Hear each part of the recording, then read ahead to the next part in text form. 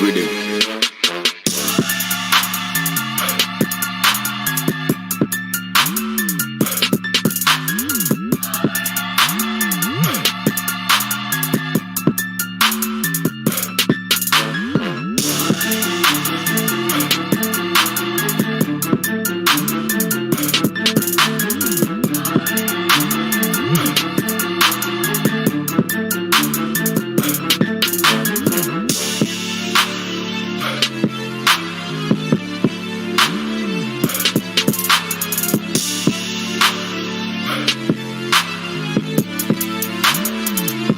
Monk on the beat.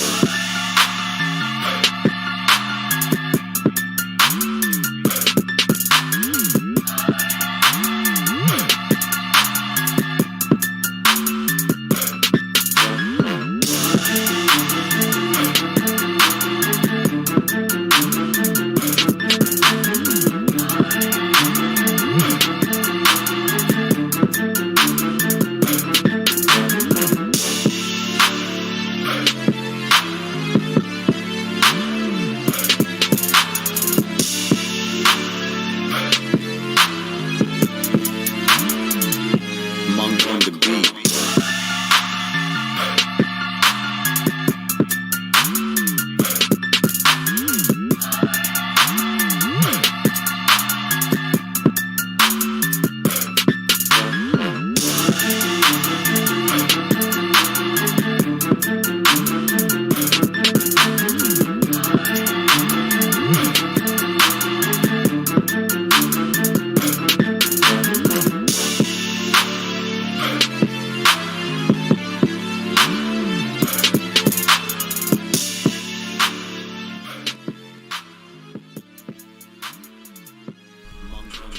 Woo! What is up, YouTube? My Cowboys family here, bringing you guys the latest update on our very own Dallas Cowboys, and of course, as always, not a victory Monday, but a victory Tuesday. A victory's a victory, right? Hey, I'll celebrate a victory Monday, Tuesday, Wednesday, any day of the week, but especially during the bye week, because we have to extra celebrate it since we gotta hold on to this week a little extra longer. Yes, we got nice. It's good news. We get to rest and hopefully fix some issues on this team. Yeah, Offense, there's defense, lots special of teams. things that need to be adjusted during this bye week, including the health of our players, right? Some rest and relaxation should hopefully do their bodies right. But of course, we got to talk about all the post-game stuff that happened. Well, after the game, during the game, all the situations What are we that have to coming go out of off the game with, and what can we see? We're going to talk about it all tonight here for another Cowboys chat recap style of My Cowboys Family. So, baby, before we get rolling, let's give out the champions of the week. We got some people taking over. Some new faces? No. Same place for these same faces. Much love to the man 3 weeks in a row, Mark Hosepian, our sponsor of the week. with the three-peat. Shout out to him. Appreciate him, of course. And he's not the only person representing, right? You look up above. The man Stubby 1085 has 41 points on that stream, boss. Yeah, Stubby in the house. Much love to you. Still holding that stream boss down. Always past that midway point. The Snug X said, hold up, wait a minute. Yeah. I'm repping it in the Cash App as your king. And not just 1, 2, 3, 4, 5, 6, 7, 8, 9 weeks in a row. 10? Is he up to 10 now? I thought he was at 8. You're out of the running here. No, yes. he was at Aikman 8, wasn't he? No, he was at 9. And now he's got, I kept saying the whole week. Okay. He gets that 10 in a row to match his X. So, much love, Snug X. 10 in a row. Even the wife got it wrong. 10 in a row. That's 2.5 months of dominance. 2.5 months of dominance by the man, Snug X. Appreciate him, his love from above. And all you guys here. Again, Marco Seppian, 3 weeks in a row. Snug X, 10 weeks in a row. Stubby, 1085, always repping it here with us here at the family. So appreciate all you guys. Also, really no Cash App King not Cash App, but there's no gifting King because it's the same King as last week. Skeptical fan in a tie currently with Justin D. We'll see who breaks that tie and claims that crown. Right now it's 1-1 over there on the gifting championship battle board there. So again, appreciate everybody. There's other ways to support the channel, not just the super chat or gifting memberships, joining the membership or giving a thanks to the thanks button. There's 4 other ways, which kind of goes into the Snug X 10 in a row. That's on the Cash App board. And by the way, the all-time record is 20 weeks in a row, 5 months by Jason Renfro. So Snug is halfway there. Will he do it? We'll see. But yes, you have, of course, the Cash App, money sign My Cowboys Family, the Venmo at My-Cowboys-Family, the regular PayPal link, and last but not least, the Streamlabs link lets your comment show up on screen like a super chat. Yes, and you guys know the star level and over everything level membership. Much love to the Lunatic, who, guess what? Won it yesterday, the raffle. That's appreciate him. Always appreciate him and all the other stuff he does for the channel. So much love, star level members, over everything level members. And because the Lunatic also, by the way, back, today was his re-up day on the star level. Guess what? He's back and he's in first place on the overall board, trying to take that sponsor of the three-peat week from Mark Hovsepian. We'll see if Mark makes it a full month, or does the Lunatic go crazy and take over?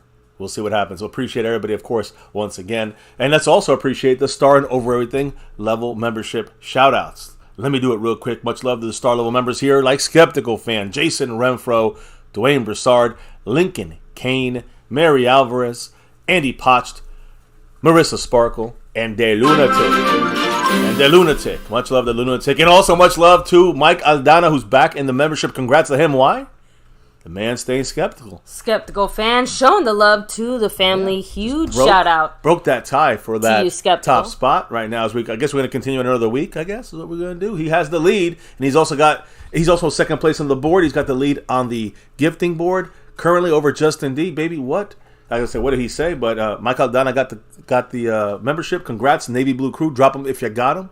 I appreciate all of you. You already know. How full is that Charger's battery? Right? I like that comment by Bruce. He's like, Kellen's battery's on 4%. Yeah, that's zero charge. There's no more charge left. 0% for them after this game. We drained their batteries. So, with that said, I'm going to go ahead. Do the shout-outs here real quick. Well, we'll do things a little bit out of order today, and then we'll go ahead and shout out the... What? Did the star level already, my love? Yeah, I did the star level already. I just shouted them out. Okay. Yeah, you're one step behind today. But did you already show like the image and everything? And we talked about. Yeah, I just talked about it yesterday. Yeah, star level membership. We discussed that. Okay, I guess that's why I'm a little. Yeah, you're a little. Well, no, usually we. Okay, don't worry about it. We're good. We got it. Shout out to everybody here in the chat. We got Stubby1085 representing. By the way, I agree with you. And again, some very, very interesting comments by Jerry Jones. I want to know if you guys agree with my thought process there, because when I heard those comments, I was like, oh shit, Mike McCarthy's seat was a little warmer than I expected it to be. But Not surprising. After some of these performances these past weeks, yeah, I hope he's feeling a little bit hot and bothered under the collar, right? Mike Aldana, shout out to you as well. We have Skeptical Fan always staying skeptical. NFL using bad actors. Yeah, we'll talk about that. It's no acting, guys. No acting. It's just... Listen, we'll talk about it. Trust me. I hate the conspiracy stuff because it ain't real. But we'll talk about it. I feel so bad for that random lady. She was just going to a Chargers game. She didn't ask for all that. Eric Wallace, what's up? Yeah, and also, imagine getting your spot blown up by the Chargers.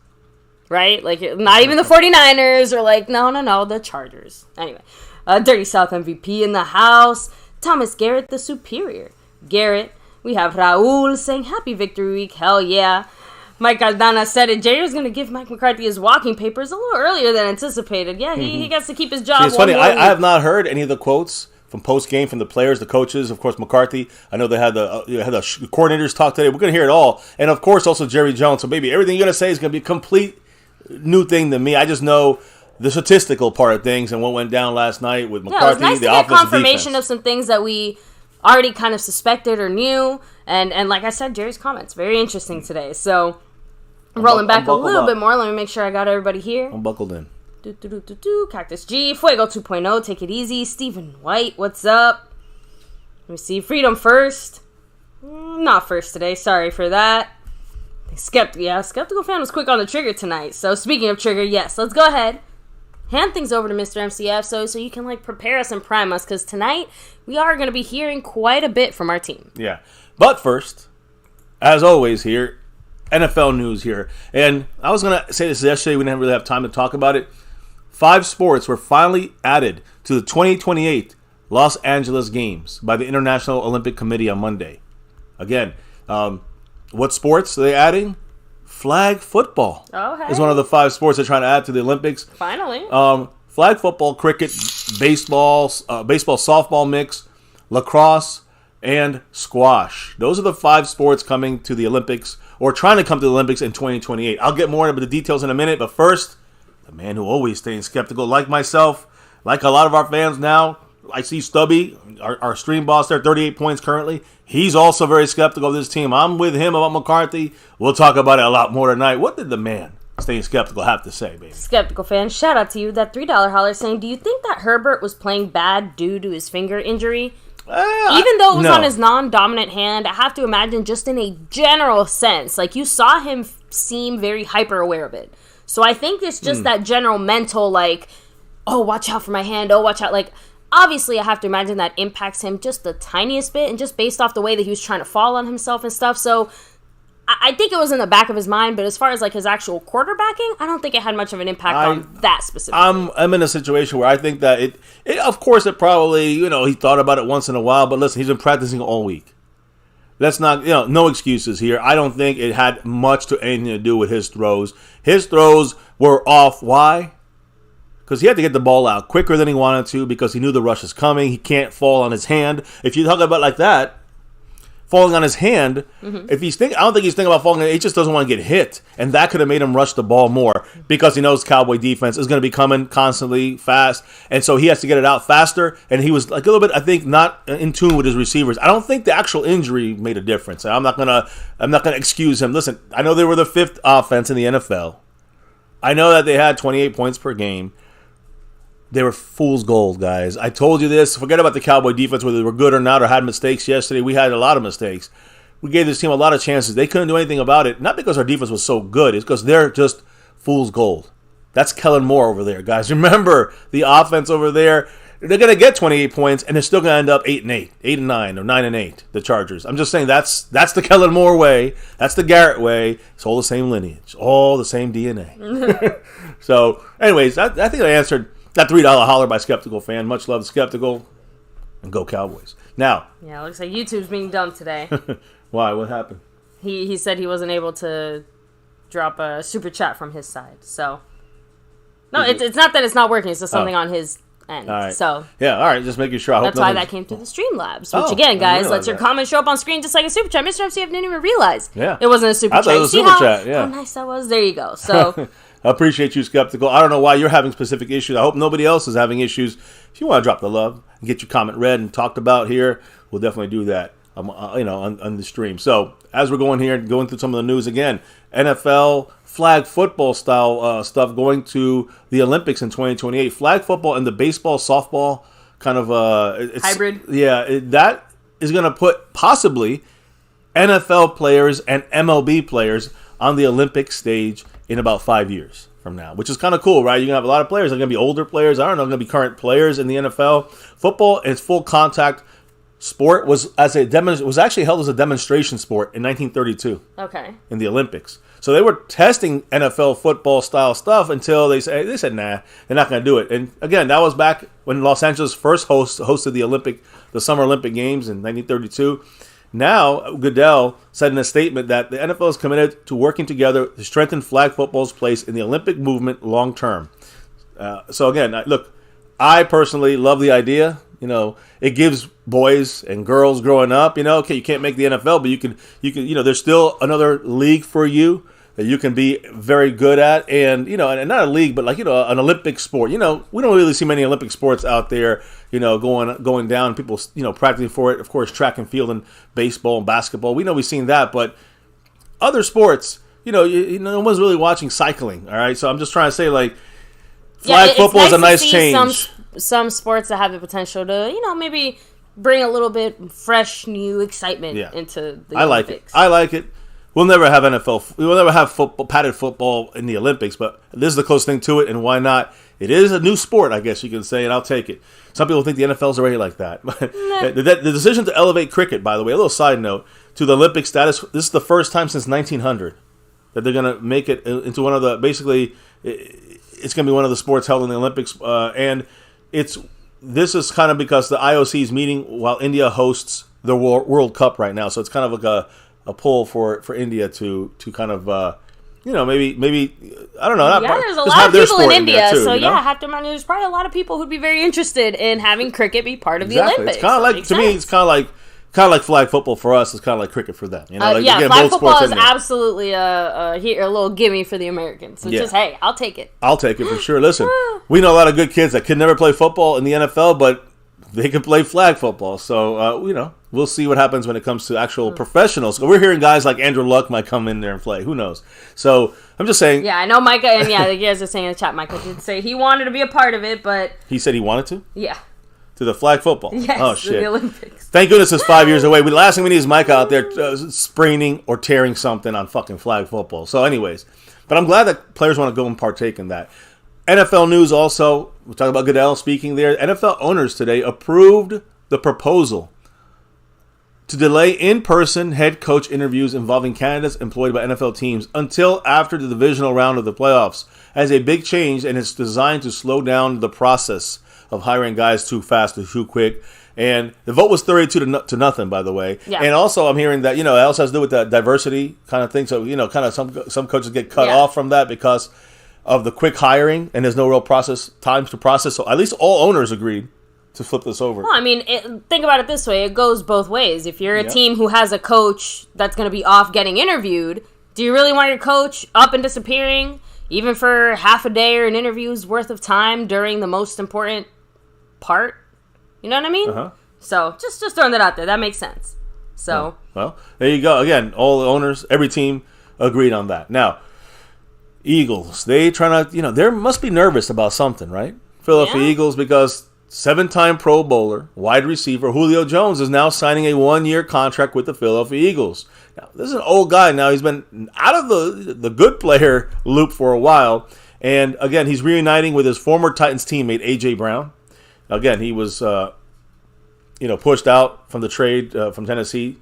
And then, again, along with playing with A.J. Brown, Julio Jones is also has played with Almighty Zacchaeus is his name there. The receiver who used to be with the Falcons, if I recall, from 2019 and 2020. Both those guys, Julio Jones and him, played together. The Eagles, on their side, they recently placed receiver Quez Watkins on IR with a hamstring injury, and they worked out receivers Marcus Callaway. Remember, I think we had him on our team for a little bit, and Desmond Patman on Monday. But in the end, they ended up going with the old man, Julio Jones. I just think it shows not desperation and also a little bit of like we constantly kind of have to upgrade because we lost and the Cowboys won. That's what it feels like when it comes to the freaking Eagles sometimes. And it's messed up because we just did the damn tush push shit, that brotherly shove shit, and failed miserably. I wish the Cowboys would stop sucking on that because I don't like it, and I don't like anything the Eagles do. So, anyways, there you go. Now, the Niners, another one of our enemies here in the NFC that we're hoping to maybe be as good at sometime in the playoffs. I mean, we're still a ways away, in my opinion. I don't care. The Niners lost to the Browns. I don't care the Eagles lost to the Jets. We got to win our games. We won, barely, ugly. We won. All right. But we got to do better if we want to compete with these teams. And I'm talking about in a consistent manner, not in once in a blue moon. We hit them at the right game. We might win. Most of the time we will lose against these teams if we don't get better and fix some of the issues on our side of things. But yes, let me get back to this Niners. The Niners standout players, Christian McCaffrey has an oblique injury. Deebo Samuel has a shoulder injury. Trent Williams has an ankle injury. All these guys are not considered long-term injuries. Good for them. We get them healthy and ready to go, hopefully, in the playoffs. Yeah, no excuses. Yeah, each of these guys have a true chance to be ready for Monday night's game against Minnesota Vikings, and they get an extra day to rest, but also they're not even that badly injured, so they will probably have a chance to play against the Vikings on Monday Night Football. But this whole week of practice will help determine, of course, who can play and who doesn't play, right? So that's kind of the situation there with the rest of the league. I'm gonna touch on one last team before we get to the Cowboys because it is 100%. All these things are always Cowboy relative when I'm talking about them. But even more so when it comes to the schedule coming up. Of course, maybe we have a bye week here after this Charger game. We thank goodness we go into a bye week with a win, 4-2. The Rams are our next opponent. We will be at that game. That's right. We're not going to do our live stream reaction stuff that we do usually, right? This will be the third time we miss one of these because we're actually at the game, right? So, bonus. We're going to enjoy it with the entire family, not just myself and the wife. The kids are going to be along for their first trip ever to any Cowboy games, to be honest. So, yeah. To Dallas as well. It's going to be a great experience for them. So our game against the Rams. Now, we'll of course focus on the Chargers tonight. But the Rams game coming up in 2 weeks, a long way to go. the Rams today have a lot of issues with the running back spot, a lot of injuries going down, and the Rams today signed running back Darrell Henderson to their practice squad. They also signed Royce Freeman to their active roster, 2 running backs. So again, we're talking about practice squad guys getting either put on the practice squad or getting moved onto the 53 from the practice squad. More running back reinforcements are also on the way. The Rams are also signing running back Myles Gaskin off the Vikings practice squad and putting him, of course, immediately on the active roster. That means he's there for at least 4 weeks unless they cut him. So they have 3 new running backs, Zach Evans, Royce Freeman, and Myles Gaskin. And guess what? These are the 3 guys we'll probably see. They'll probably play week 7. We'll probably see, good chance we'll probably see at least 2 of the 3 guys week 8 against the Rams, with the Rams against our Cowboys in Dallas, in Big D. So, just throw that out there to get a little, I guess you could say it's a quick peek at the Rams, but it's over. We'll talk about the Rams later on in the week and next week. But I did want to say that this week 8 game, week 8, all the games on week 8, the NFL, of course, can flex the Sunday Night Football game. You know what game it is on that week 8? The Bears at the Chargers. Horrible game for Sunday Night Football. So NBC has the option to flip them out. But which game would they flip it with? Right now, there's no really good competitive games anyways, except 2 of them. Cincinnati at San Francisco and the Rams at the Dallas Cowboys. Because the Rams right now are a playoff team if they ended today. So technically, baby, and we're in Dallas. That's our game we're going to be at. So that could be moved still to a night game on Sunday night. Thank goodness we're there to Monday. I was going to say, that'd be a big change for us. Yeah. But listen, the point is, here's the thing, though. The networks can protect a game. The Cincinnati-San Francisco is NBC's protected game, and Rams and Dallas is Fox. I'm pretty sure it's on Fox. It's Fox's protected game. Okay. So, baby, guess what? We're going to be there at 1 o'clock. Oh, I'm sorry, 12 noon is the kickoff. I was going to say, there's no way they're going to just let that game out of their grasp. I know you didn't really know that, so I kind of hit you with a side swipe there. I'm literally sitting here, rethinking all of our plans. We just had to make some extra plans to, move stuff around. You know that meme of that blonde lady where she's staring confused and there's all the math symbols and stuff around her? That was me for a second, doing all the mental calculations. That's exactly what you look like. So that was a good one. Now here's some more mental calculations. You gotta have to think about this, guys, because Troy Aikman finally acknowledged, and this has been going on for years and years. Troy Aikman in this Charger game yesterday finally acknowledged his brother from another mother. Yep, that Jay-Z, and him look similar. No joke, guys. Again, Troy Aikman said yesterday on the show, because we were on the game during the game, we weren't listening to the words, we were talking. But Troy Aikman said yesterday when they were showing Jay, remember they showed Jay-Z? Yeah, they did. He said, quote, "There's a meme going around. People think it's my doppelganger, me and Jay-Z." So he actually, kind of acknowledged it for the first time. Kind of funny, I think. So there you go, Jay-Z, Troy Aikman, like you said. Brothers from another mother? Who knows? Now, I want to get to if you guys saw our shorts that we released today, of course, there's a funny AI thing about the Chargers crying after the game. But the bigger one was the crazy lady situation. We saw it yesterday. You see her listen, you guys know who she is, right? I mean, I'll show you. Bottom left of your screen, freaking out after they lost. They were freaking out. She was freaking out when they had scored. A lot of people have this crazy thing. They think it's a conspiracy theory. It's not a conspiracy theory. Also, the NFL plants fake fans in there. Listen, there's a lot of 2-teamers and 3-teamers in the fan bases across all teams. That's a fact of life. Everything's not a goddamn conspiracy theory, guys. Yeah, people really just are that weird and people stupid. Are fucking stupid and crazy and weird. That stuff, we are as well sometimes on here. But here's the thing, guys. Again, first and foremost, let me just break down what this is about here. She was on TV today. She was interviewed by TMZ. I'm not going to make too much about it. It's more of a bigger blurb than the other stuff. But the Chargers fan who went viral on Monday and her husband are currently season ticket holders. They rent Cabana Suites every single season for multiple games a year for the Chargers. So that is definite. We know this, okay? A lot of people saying they're true diehard fans. I would say they're not actors, but I don't know if I say they're diehard fans. Now, there's a picture of the same woman. Maybe her husband is, right? He's not the one who got caught. Maybe, but exactly. I can't say he is or isn't, but they lived in Minnesota. And let me explain. There's a picture out with her wearing a Vikings jersey, Adam Thielen jersey. And I don't know if she's at a football game, at a Viking game. I think she is. But the point is that her son also. Well, I'll say this: her son played for the Vikings in his Pee Wee football league. Aww. So she said she had bought that jersey for that reason because they were living in Minnesota. I'm pretty sure, right? So before the picture even came out, she had told Pat McAfee on his show that she became. This is a quote now. I'm paraphrasing, I guess. She became a Chargers fan when they moved to LA in 2017. So to me, it's like she was a Viking fan. They moved to LA. Now she's a Viking fan. I'm sorry. Now she went from a Viking fan to a Charger fan. Who knows? There's actually lame-ass fans in the world, guys, that are like this. So, again, to me, she's lame. I don't know about him, but I'm assuming he also switched teams because, I mean, it's kind of a coincidence they moved to the city where his favorite team is. I mean, I guess that could be possible. But in the end, TMZ interviewed her this evening, and this viral Chargers fan, her name is Marianne Doe. She was asked about the viral Vikings picture, and she said this, quote, "I grew up in Minnesota." So you already know she's a Viking fan, guys. "I grew up in Minnesota, and before moving to California almost 20 years ago, I grew up in Minnesota before moving to California almost 20 years ago. I don't think you have to be a single team fan. I love my Chargers, and I'm not going to deny my Vikings. At the end of the day, yes, I've been a Vikings fan. I've been through that journey as a Vikings fan and still am, but I'm here in LA for the past 20 years. You know what I got to say? She'll never be on MCF because you can't be a goddamn fucking two-teamer. That's the problem. See, the people they want conspiracy theories. They want NFL plants, actors, bullshit. Fuck off with that shit. She's a two-teaming bitch. And she's a no-go on the family side. That's my thing. I don't know what you think, but she's lame. Yeah, fuck her. Like I said, it doesn't have to be any more complicated than that. It's pretty simple.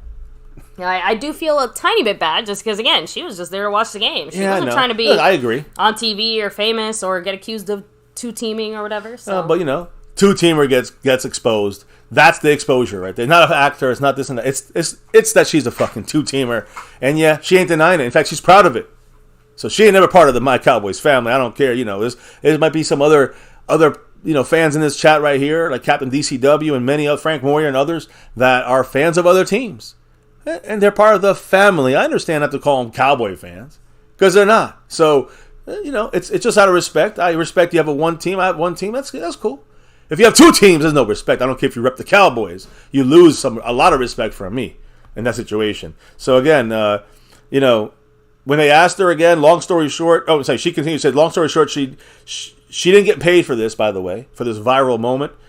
And, she said that she knows how internet fame works. So she said, quote, "To anybody that thinks that I'm getting paid, I am not paid. I'm still eating my ramen noodles." So I'm assuming she's also a comedian, a bad one. That's a joke. I'm a bad one too. So, again, I'm looking in here, chilling with the family. They're saying Daniel Berry Sports Highlights in the house. Jason Renfro here with us. Thomas Garrett rocking it. Mike Aldana, Choctaw, Montana piece. Dirty South here in the house. Cactus G in the place to be. Cleveland Brown said, "When you watch the Cowboys go live and crazy like that lady, I know MCF. Well, I already do this. Go back and watch yesterday's stream, right, Cleveland? You'll see me multiple times pounding the goddamn table like a crazy person, amongst other things. Bruce with the toxic juice. Yeah, I hear you, man. I know people do try to make themselves famous. Cancel two-teamers. Exactly, Cleveland. There you go. Don't be a two-teamer, Cleveland Browns." Frank Moyer, he's in there. He's a Philly fan, all right? But again, that's what I'm saying. Like, respect. He likes the channel. Cool. Eagle fan. We know the bad side on that, but outside of that, he's a cool guy. Much love, Frank.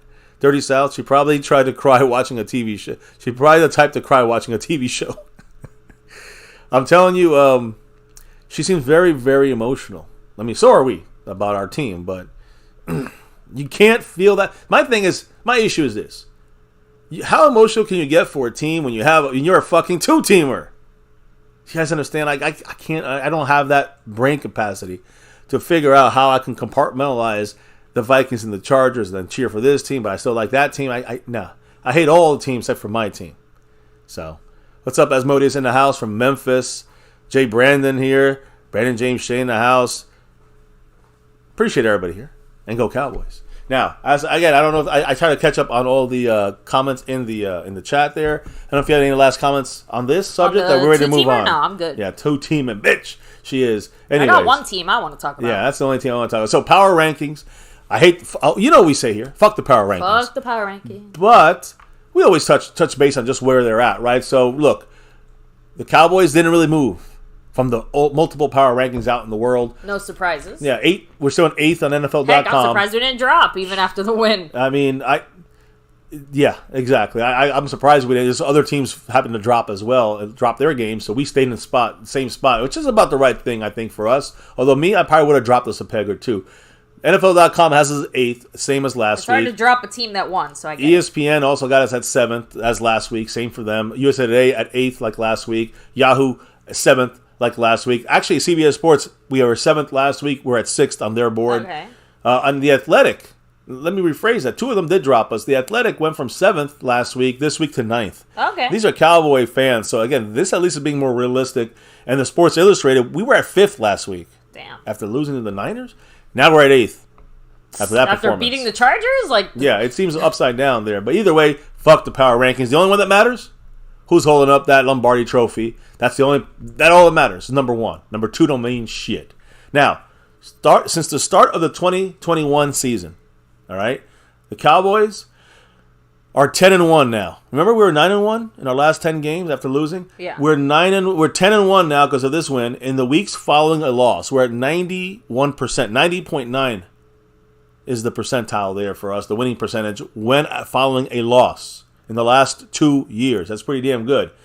That's the highest winning percentage among NFL teams in following week losses in that time span. We are number 1. We rebound fantastic since 2021, a year after McCarthy in that COVID year. So good news there, right? I got to give props there to people when they do well. And like McCarthy is one of those people that gets his a flower or two, I'll say, from McCarthy.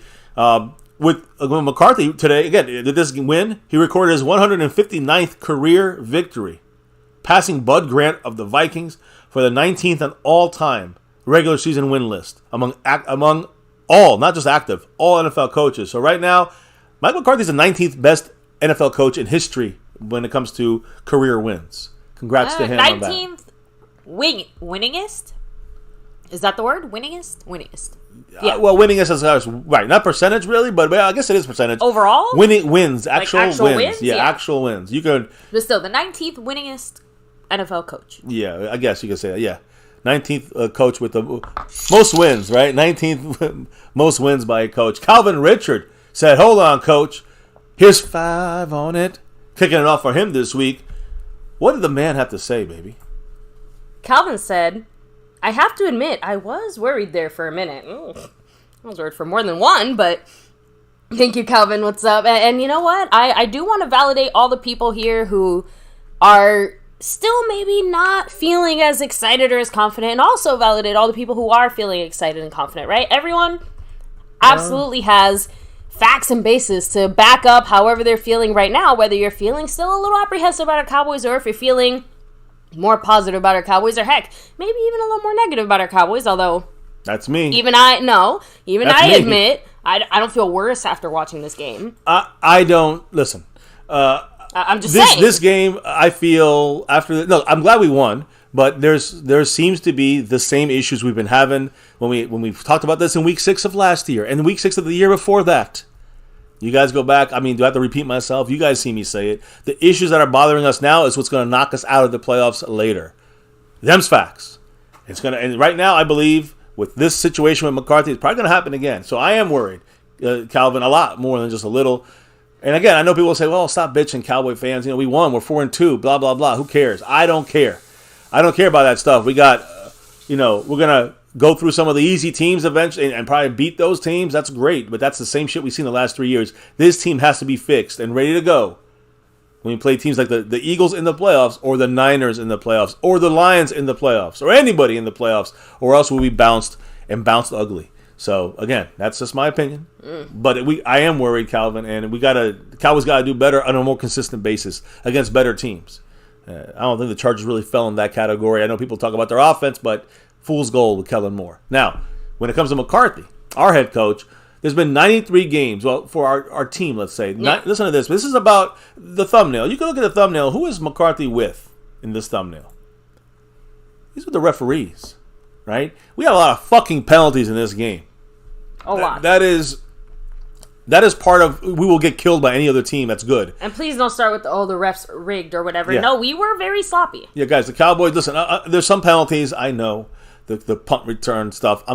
The ruling was what I said, and unfortunately, Cowboy fans don't like it. They want other things called. You can't rely on the refs to win games for you. The refs missed the fucking block into the punt returner. They have an answer for that. You cannot, and they have an answer that's going to pass. So you can't sit there and say, but they're cheating. You gotta be able to overcome that shit. You can't make the stupid mistakes. The Cowboys made those yesterday, and we got lucky to win. So anyways, 93 games. Listen to this stat, baby. 93 games played so far this season. Only 6 of those games featured 20 or more penalties. Only 6 out of 93 so far this year. The Cowboys have been involved in 2 of those 6 games. Lovely. The Monday night game against the Chargers was one of them. We were penalized 11 times for 85 yards. Sloppy, horrible discipline, coaching issues. I know Dan Quinn's going to talk about the offsides bullshit. That shit's got to be fixed on defense, or we're going to be fucked. And when it comes to McCarthy, it's just overall like blubbery here, guys. This is what he's been doing for 4 years with us. He's never really maximized the consistency of not having penalties on this team. He says he's going to do something. Maybe he can't. I don't know. Maybe we have dumb players, but this is a problem that just has to be fixed, or we're going to again get bounced when we get to the playoffs. So, anyways, listen. Here's what I'm saying about this, the McCarthy. McCarthy, again, I've said a lot of things yesterday about the defense. I said a lot of things yesterday about some rookies or second-year guys and the special team shit going on with running into each other. I said some things about, everybody here. Mike McCarthy, of course, Dak Prescott. But Mike McCarthy is the main issue for this offense. I know I got a lot of the Dak haters writing me and commenting. I don't care. Keep writing it. It doesn't bother me. I just laugh. Because they want to blame Dak, even if, I was making a joke yesterday. The defense fucked up. It's Dak's fault. Because that's what the Dak haters really do think. So yeah, I remember, I think I fell for one of those equally joking responses back to you. Spock, I think, said that. Yeah, I was like, wait a minute. So, again, the design of the Cowboys offense. Listen, 6 weeks in, we know already what the fuck this is. It is way too bland. Not the Ron bland. It is McCarthy fucking bland. Like no salt, no spices, no nothing. And it's also too static. It's not moving. It is too monotone. I don't know what you want to call it, but it just doesn't move. We don't have enough motion. We just don't do enough things. Misdirection. The Cowboys are below the NFL average when it comes to motion and shifting percentage. Below that average. We're like 5th worst. Which is so funny because I can't remember who it was. I think it might have been Skeptical at the beginning of the stream saying, like, did we even use motion? Yeah, we did. And it's so funny because when he said that, I'm just saying, like, I was just like, I don't remember seeing it all that often. Like, CeeDee Lamb had a few. We did, but you know what? That's the thing. Cooks. When we used motion, we usually had a good fucking play. That's the killer for me. I'm not saying we do it the whole game, but god damn it, using more than 5th worst in the NFL. That's the problem with the Cowboys, and that's this guy right here got to fix it over Dak, over the defense, over the issues I see. I'm going to talk about in this game: the sloppiness, the penalties. A lot of that's on McCarthy, and this offensive game plan is on 100% on McCarthy. He's got to get better. He cannot let this offense just not motion more and not shift more. We're under the average. Cowboys are under the average, below the average in bunch sets, empty sets with no running backs, and 3 on one side and 1 on the other formations. 3 trips left or trips right. We barely do these things that were something that kept our offense fluid and moving down the field in previous years in bigger chunks. All right, so this is McCarthy just cutting the legs off of this and arms off of this offense. And again, when the Cowboys use, motion and shift, they still don't have the crispness that needs to be happening. It's execution on the players. It's also the development by McCarthy. That's a problem. The offense needs to be retooled in a very serious way this bye week. And people are thinking it's relaxing time. Fuck that. This guy, this fat fuck, has to fix this shit. Making this basically way too easy for opposing defenses. Making their lives real easy without moving stuff around, without doing misdirection. This is McCarthy. That's one of our biggest issues right now. If you want to bitch about the offense, this is the reason. Mike McCarthy got 2 weeks to get this shit fixed. He got no game this Sunday. Get the shit fixed and lay off the fucking Whataburgers. Come on, McCarthy. Anyways, much love the man Marco Seppian knocking Stubby to 28 points Malik Hooker style right. on the stream, boss. To you. You know much love the Mark Hart 3P champion as our sponsor of the week, going for 4. What did he say? We are fucked. Coach Tubby calls plays from the 80s and 90s, neutralizes Parsons, and our D is just solid, not elite.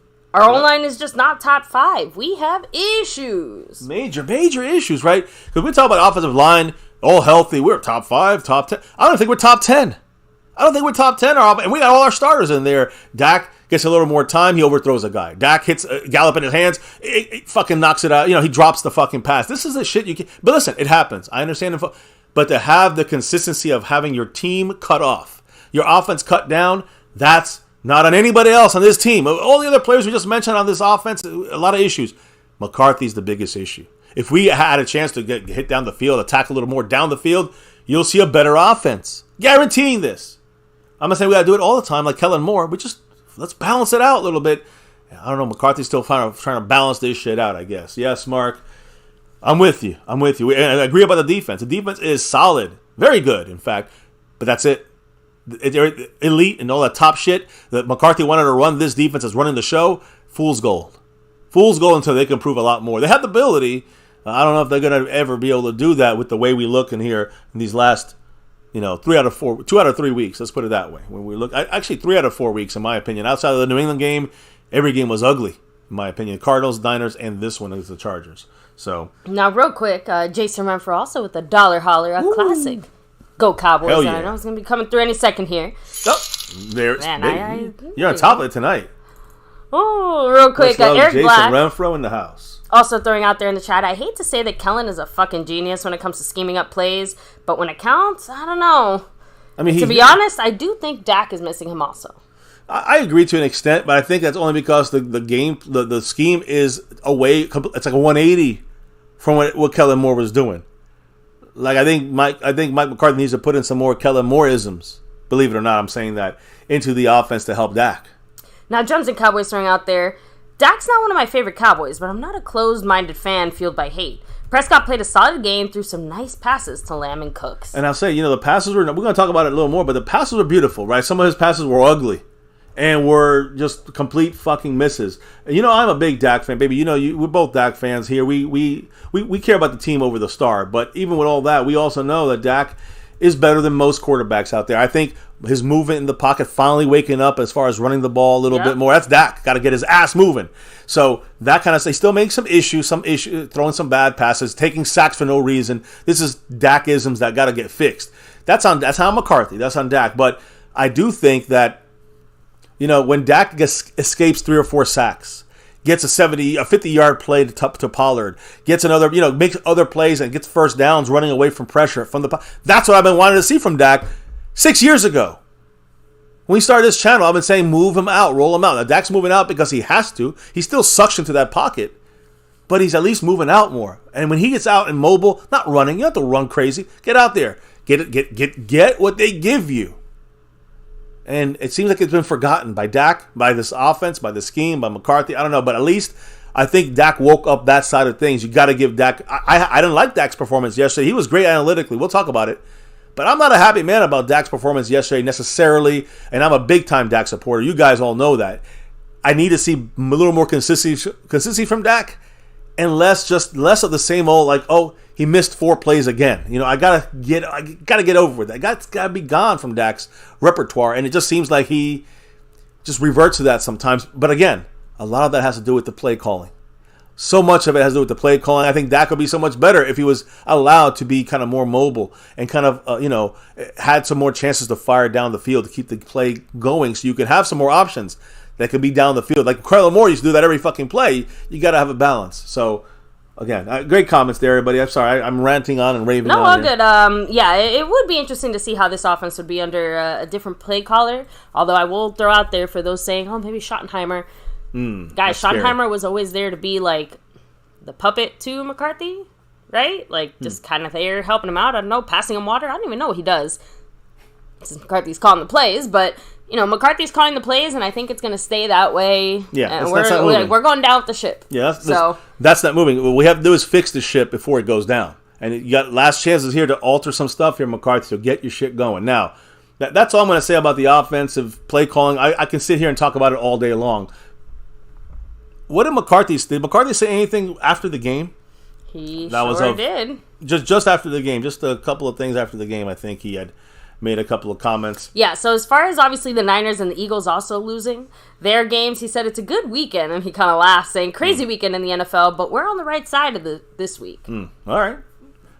I mean, we are, but that means nothing. He's just saying he got the win. Yeah, so he also threw out there that their edge rushers play extremely wide, as in, the Chargers. Some of the things we wanted to do inside was focusing on trying to keep the B-gaps open.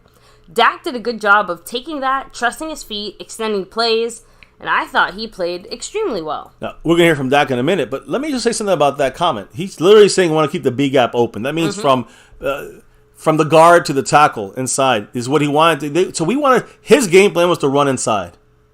Now, if you guys heard us all week, running to the left side or running to the right side on the off tackles has been proven to be the best way to attack this Charger defense. We didn't have any running yesterday, guys. We had like 30 yards from Pollard.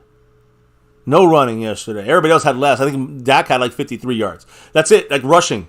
That was our main guy running the ball was Dak. So my point is, McCarthy's game plan, and he even saying it, he wanted to keep the inside gaps open, the B gaps open. That to me shows me that I don't know what the scouting's telling them, but man, come on, off the tackles. Everyone knows that's the way you got to run against this team, and somehow we wanted to game plan inside runs. I don't understand that part from McCarthy, but hey, that's my play calling issues I have with him. Actually, just say all his stuff if you can from yesterday and today. All right. He had some praise for Marquise Bell, saying, "Great job. I think clearly you're getting to see what we see every day. Super competitive. He's natural in there, particularly in the subgroups. I just love his tenacity and confidence for a young player." Yeah, we're going to talk more about Marquise Bell in a little bit. McCarthy also added in there as far as like the timing of the usage of the timeouts, especially the one right before half. He said, "We just decided to play it safe. I just felt the way the game was going. I think we had found a holding penalty earlier on the series. Just wanted to make sure that we got the points and got out of there." There you go. I think you mismanaged that shit. Again, you want to talk about more issues with the coaching. Even Jerry Jones, I think he'll speak later. I think he speaks. Yeah. Even Jerry Jones is like, I wanted to see another touchdown try for the Cowboys. What the fuck? So yeah, Jerry's on one. No surprises there. But McCarthy, but Jerry's right though. We should have tried to get in one more play instead of letting that go to 3 seconds with the timeout. That was stupid. So as far as the win, McCarthy called it, saying it was gritty. It just wasn't pretty. Well, gritty against the Niners, not pretty, that's good. Gritty against the fucking Kellen Moore Chargers, that's not good. And I'm just trying to say, you go back to the earlier comment you just made about McCarthy? Yeah, he just said about not the gritty comment, but the one before that. The timeouts. Well, yeah, the usage of the clock, for example. To me, sorry, I'm trying. I went back and double checked the usage of the clock. The thing about that is we got by this game. Like, we got through this game and it didn't kill us. What about the Niners? What about the playoffs? What about any team in the playoffs? I'm just saying, like, you fuck around like that and don't give yourself an extra opportunity, you're going to lose games. And you're going to lose the big games, the tough games. That's just a little glimpse of, it didn't hurt us now, so we're fine. No, we're not. It didn't hurt us now, and it's going to hurt us later if this continues. Ooh, Mike, if Jarrah ever wants to make another appearance on here, we'd be more than happy to pick up his phone call. He can let us know what. It might have to be, sometime this bye week, I'm sure we'll find Jarrah. Or maybe Mike McCarthy coming on. We'll see. True. The big cheese. I talked to him yesterday, Mr. Mike McCarthy. Oh, there you go. His eyes were a little fucked up, but yeah. Oh, well, he was celebrating the victory. I think I touched on the timeouts. Yeah. Comment by McCarthy there, yeah. And you did the first one on today's discussion, so not sure if he spoke that much. I'm sure he spoke a lot today, right? McCarthy actually did speak quite a bit today. So as far as the team, obviously going into the bye week, 4-2 instead of the alternative, McCarthy said, well, roller coaster rides are fun, referencing the roller coaster of the last few weeks. No, it's not. You've got to make sure you look at the high points of it, too. the turns and twists that give you a chance to learn. We've got to improve. Speaking to the coordinators a little bit before coming down here, I think the description yesterday, I thought Dan said it best. It was gritty, it just wasn't pretty. You guys like pretty. It's part of wearing the star. But the gritty part, to me, that's our foundation. That's something that we need to continue to build I off love of. Dak carrying the offense. I love the grittiness there. But a gritty, tough win should not be against the Los Angeles Chargers. I know you can have it against any team, and I'll take the win. But you're going to get ass stomped if you play like this against the Niners in the playoffs. I'm just saying, it's no gritty. It's going to be them kicking our asses all over the field, and that's going to be embarrassing. So that's my point. That's my underlying anger through this win. I know, maybe I just can't be satisfied, but I'm sorry. Maybe I'm like Prince. But my point is that I cannot be happy with this performance with the underlying issues that are consistent for the last 4 years of McCarthy. Some of the issues still consistent with Dak, but that's not the reason we're losing. It's this fucking McCarthyism going down. So hit the blacklist. Let's get him out of here. Anyway, go ahead. Right. So McCarthy, what else did he say? McCarthy adding in there, you've got to make sure you look at the high points of it too. The turns and twists that give you a chance to learn. We've got to improve. Speaking to the coordinators a little bit before coming down here, I think the description yesterday said it best. You guys like pretty, it's part of wearing the star, but gritty to me is our foundation, something we need to continue building off of. I'm down with it, just against the tougher, grittier teams. I wasn't sure where I left off on that, so I decided to say the whole Not thing. against the Kellen Moore-led, flashy fucking Herberts. Part of that, and part of the grittiness or the things that McCarthy's doing moving forward, one of the things that the Cowboys do is they call it the Across the Hall series, right? So the players actually spend time in meetings, but not with tight ends with tight ends and stuff. They actually spend time with other position groups to kind of get a sense for how each part of the team works and the things that they have to do and kind of help contribute towards the overall success of the team. McCarthy adding in there saying, we have a segment called Across the Hall. We'll do that on Monday when we get back with the players. That will coincide with the self-scout on things that come out of offense, defense, and special teams. And then we've got to turn the page, get on with the Rams. Fair enough, but it's interesting that he's saying this. No, I was gonna. No, I just wanted McCarthy? to see. Yeah, that statement he just made. Yeah, no, it's all right. No, I was gonna say that when he said, basically getting back on Monday. Remember, guys, pretty much the Cowboys. Across the Hall segment. Yeah, the Cowboys are out of town from here on out. So McCarthy better work on shit because he's the only one now in town with the coaches, and they got to fix some things on offense. Well, I know you have some information that the Cowboys, at least the front office side of things, is still, they're still working this week, right? Yeah, they're trying. I don't really have anything solid, but yeah, when you talk about Jerry Jones, we'll kind of hit that up here. By the way, I do want to read Mark's $2 holler here. Oh, you're cracking me up. He said, God, please shut McCarthy up. I wish we could. Shut McCarthy. There it is. Look at that. Perfect timing as you're reading his comment, the $2 holler, J. Lou style drops in the house. Appreciate you, Mark. As always, go Cowboys. And I'm with you, man. Listen, McCarthy is just bullshitting his way through this thing. 25 points, by the way, a quarter left by Stubby 1085 on that stream, boss. Ooh, thank you, of course. I see. Exactly. Haley 94, we're in the house. Ooh, what's up, Haley? Much love. Yes, and again, Dak. At least, like we said, we're definitely going to touch on it when we get to the Dak portion there. But Dak, on one hand, did absolutely everything you could have possibly asked for him to do, and yet, on the other hand, he definitely did not have what anyone would call a perfect game by any stretch of the imagination. But Dak was absolutely, when it comes to offense, the difference maker, the decision maker, the doer, and maybe this is a good thing. In this could be and I'll talk about it more. But Dak maybe took over a game finally. That maybe it wakes him up to like how he's gonna do it from here on out. I have my own theories on why Dak looked and acted, seemed like so differently in this in this game. And I'll give you a hint. Actually, maybe I'll give you two. They're under Dak Prescott right now, supporting him, allowing him to walk, jump, run, and do all the things that he wants. Guys, O-line? Maybe it's his legs. Oh. We'll get to that. We'll get to that in a little bit. Back to McCarthy, right? Back to McCarthy. Where was he was speaking, talking about this across the hall meetings, sharing, different positions, positioned players with other, other position groups, and to learn from each other. So, what else was said? He also threw out there, to me, this season is really broken up into trimesters. this year the way it's fallen. We've just completed our first one as we get ready for this next run. We've been on the road 4 out of these 6 games. It'll be fun to be home and play in front of our crowd. That's great. That's a great point. And Don't worry, McCarthy. We're coming for you. We're going to be there kicking off the whole thing. McCarthy, he saw us once before, and we won 40-0, I think, or whatever it was, 49-0 against the freaking Falcons. That was great. Hopefully we get something this time around in a couple of weeks against them Rams. Can't wait. Agreed. So, real quick, McCarthy also had this to say about Brandon Aubrey. He's been so great, so consistent. McCarthy throughout there, he's so consistent. I don't know if I've ever seen a start like this in my life. What a kicker. Didn't Dak say something about him? He did, but we'll get to that. Oh. I guess we can get to it now. Well, I was going to say just throw it in there if you want to, because I was talking about Brandon Aubrey here. All right, Dak, he was kind of asked about Brandon Aubrey and his accuracy, and he's like, oh, you mean Butter. We're like, what? Yeah, Butter Aubrey, because he's smooth. Yeah. So that was kind of funny, and it seems like the nickname might actually stick, because I know later on today, specifically, Bones was kind of asked, like, oh, hey, did you hear Dak's nickname for Aubrey, Butter?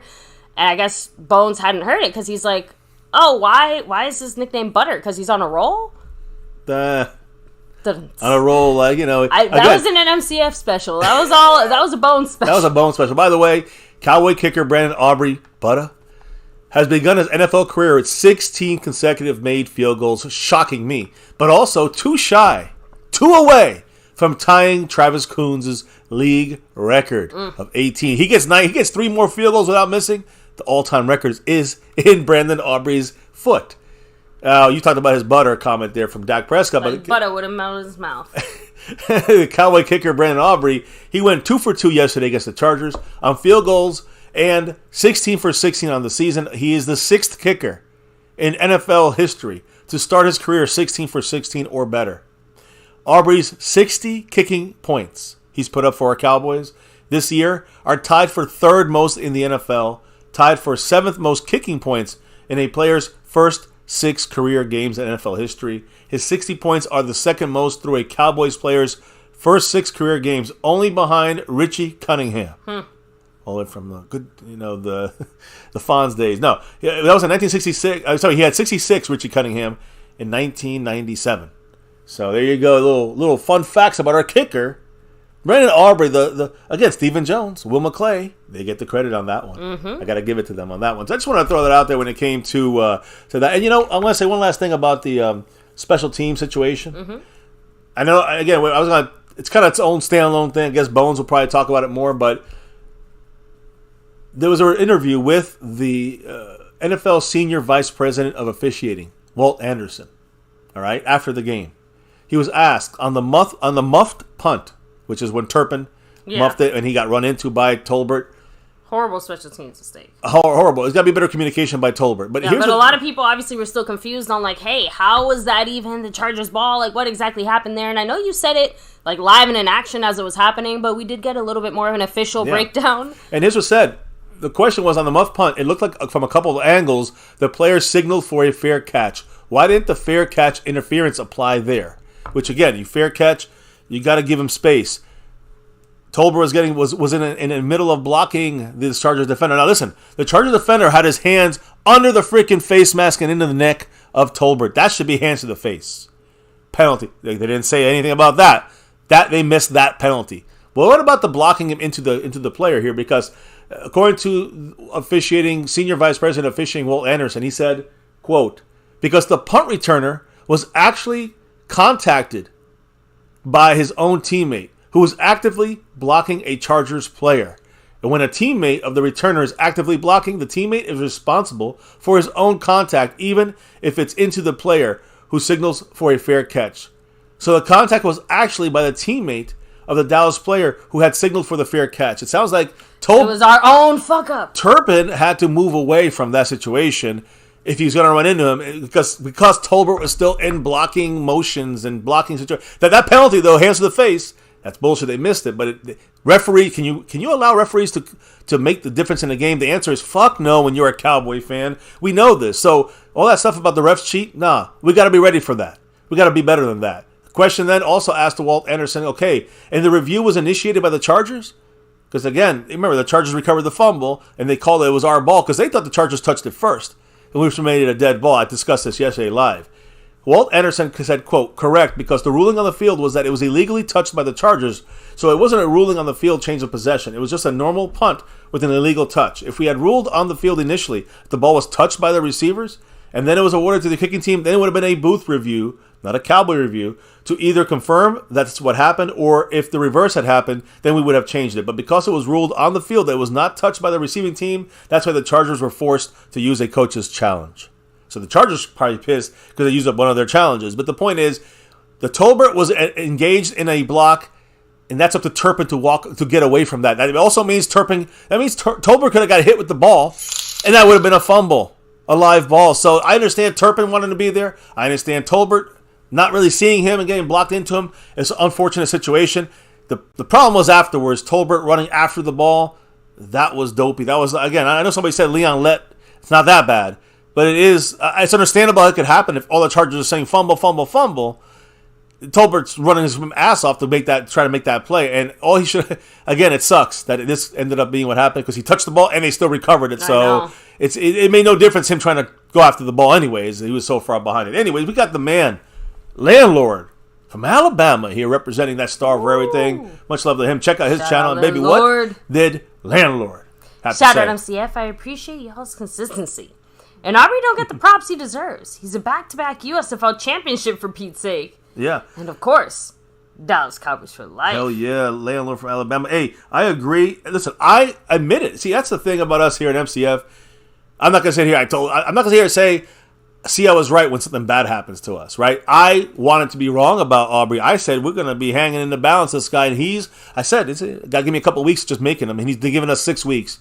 So I'm really ecstatic about Aubrey and the fine. And really, honestly, he's the best overall player on this team, and when it comes to putting up points. So listen, Aubrey is a great find. I got to give credit to the guys I don't like to give credit to, like Jerry Jones, but specifically Stephen Jones. Well, they did a good thing. I got to give them credit for that. They got Turpin last year, and that was really Will McClay. You got to give these guys credit when the credit comes their way. The problem is not that much time. Is the even more frustrating part in the sense that we were fully behind the Gilmore and the Cooks moves, right? Like, we actually were fans of them. We supported our front office. We're like, damn, the clown shows. They finally did something. Turning this around a bit. And, man, talk about disappointing serious disappointment. But again, we had a good play. Yesterday was I guess you could say their coming out party for our Cowboys, at least the first step, because Gilmore had an interception for week 1. But it was more about the interception to end the game. It was also about the fact that Cooks had a touchdown. He had his most targets and most catches. We'll talk about it when we get a little more in the offense, but these are the good signs going forward with this offense and this team. A good sign going forward with Gilmore, and maybe getting some help. I mean, the Cowboys are looking, I'm not going to really get into this too much, but you hear Patrick Surtain out there, right? As possibly an option for the Cowboys in a trade. They're trying to have a fire sale over there in Denver. Well, always a rumbling going on with the Cowboys connected to any big trade. So with this bye week coming in, you might maybe see a move. Like the Cowboys have done multiple times in bye week. We lost to the Washington at the time Redskins, and on a field goal. Remember that we moved the ball. Our center moved the ball. Ledesor moved the ball too early, and we had to go back 5 yards and missed the field goal. And we went to a bye week. The next day actually, we made a trade for Amari Cooper. So again, a guy we should have kept over Mr. Michael Gallup. But we'll talk about Gallup in a minute too. Mater 97, what's up? Chappelle Hannon in the house. Again, appreciate every single one of you guys here chilling, hanging with us. So kind of going back to some of the things McCarthy was saying. He said, you guys like pretty, that's part of wearing the star. But the gritty part is, to me, that's our foundation, and that's something we need to continue to build off of. So, and McCarthy did acknowledge, obviously, it's not like we don't have anything to do. Right? Saying, quote, we do need to clean up some things. The pre-snap penalties, I think correcting those is part of being a team and going through the ebb and flow.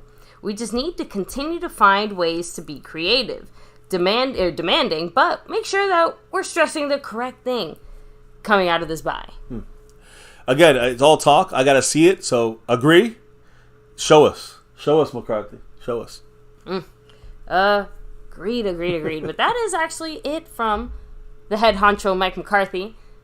Now, I'm going to, when we go from the offense, which is McCarthy's job on this team, right? We got to go to the man in charge on the field, and that's the leader here, the team captain here, Dak Prescott, right? So, I love Dak. We here are huge fans of Dak. I got to preface this by saying this because I know the Dak haters are going to be like, you finally listening to us. And the Dak supporters of fully blinded support are going to be like, come on, MCF, what are you doing to us? Listen, this is about the star over everything. Please understand this. So first and foremost, Dak could have had a much better game yesterday.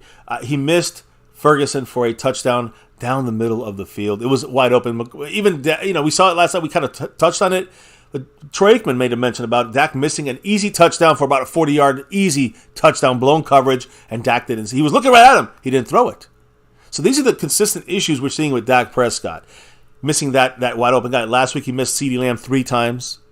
So Dak has to just see maybe it's just seeing not the field better, but seeing the scheme better. Yeah. It's just going to take time for him to kind of keep getting more used to it, I hope. Because he looked a lot better yesterday, guys. And he looked best. When did he look best? When he did things that no other quarterback on our team could do, and no other quarterback out in the NFL, not many could do. This is get out from some of those sacks. Heavy pressure for our fucking offensive line, or fully healthy. Hell of a get out of Joe free card. Fully healthy offensive line, and they can't keep on an average pass rushing. Against Khalil Mack, fantastic, and Bosa was kind of hurt most of the game. He didn't really play that much snap count. But my point is.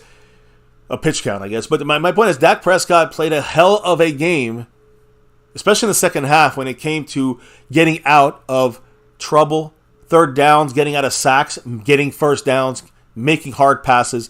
That's the Dak Prescott I've seen most of his career. Most of his career, that's the Dak I've seen. So he showed me more that Dak freedom. When he has that freedom, he is...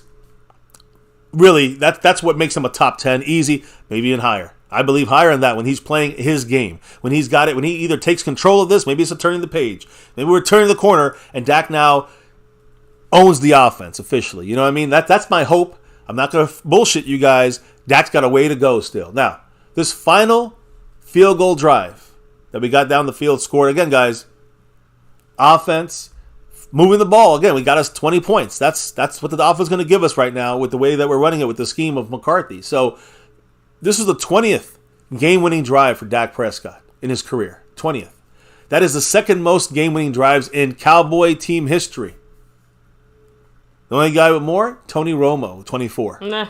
24. Again, that's the 5th most game-winning drives among all quarterbacks since Dak has been in the NFL. So again, people say Dak doesn't come back. It's been a little bit. But Dak does come back. He comes back a lot. And he's, again, 5th most game-winning drives since 2016. That's why I don't get people saying he can't do it. He's done it. He hasn't done it as much recently. But that's other reasings. So that's the thing, you know? Hey, fair point, too, Smarty. Dak's on his eighth year. How much more does he have to learn? I don't know about... I'm saying learning... Okay, so I say learn. Dak's going to be Dak for the most part. But I'm talking learning the scheme, getting used to, comfortable with this first-year scheme. McCarthy slipped last week and said it's a whole new thing. I thought it was 30%. Sounds like it's a whole new thing to McCarthy's mouth last week. So Dak still seems to kind of trying to get comfortable with it. But, he's had the vision issues finding guys in the past. So this is just like, it looks worse because it's probably a newer scheme. But he's still going to always have that issue of missing a guy here and there. So this is the Dak Prescott we know. But again, I love Dak Prescott when he breaks out of the pocket and extends the play. And he looks and kind of scans the field, is able to kind of run free on the outside in the flats, before crossing a line of scrimmage. And then, hey, no one's open. You take the 7-8 yards. Baby, have I not said this for the last 6+ years on MyCowboysFamily? Yeah, definitely for sure. I've said Dak has to move out, get out there when he feels comfortable. I'm not saying to make this field have to cut the field in half, because that limits Dak, but you have to have the right plays and routes run into the secondary to be able to do those things, depending also what the defense does, right?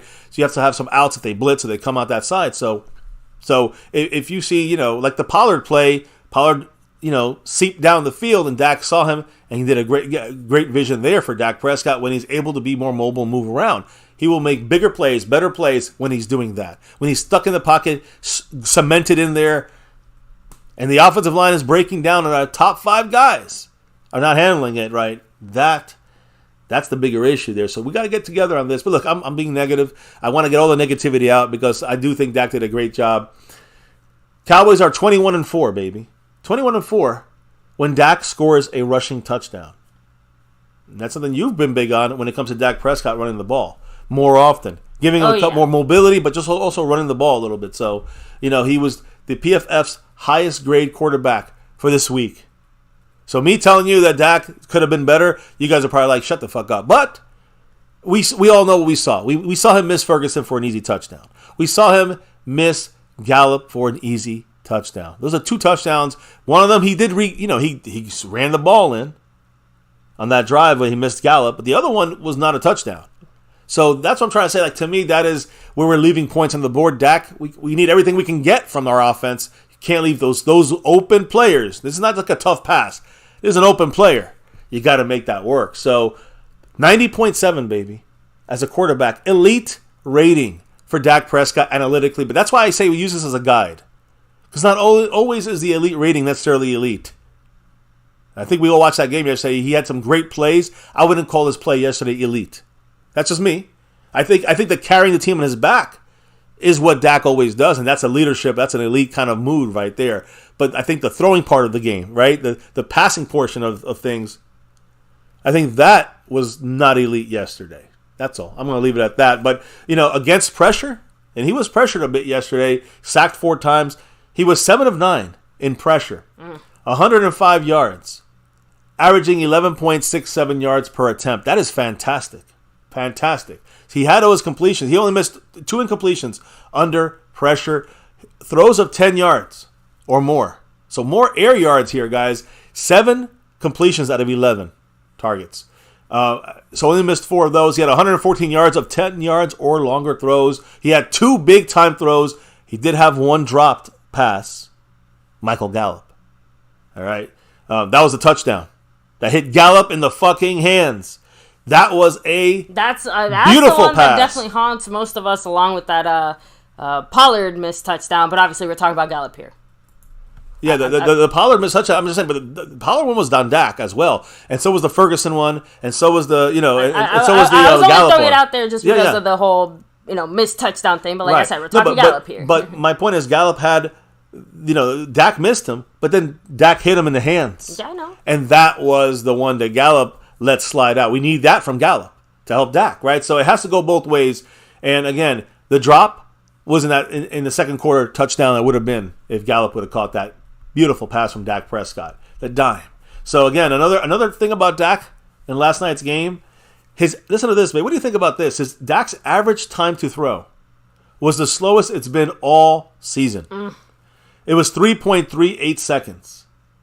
So that means he rolled out of the pocket a lot of times. And remember, he took those longer plays and extended the play. That's why it's 3.38 seconds.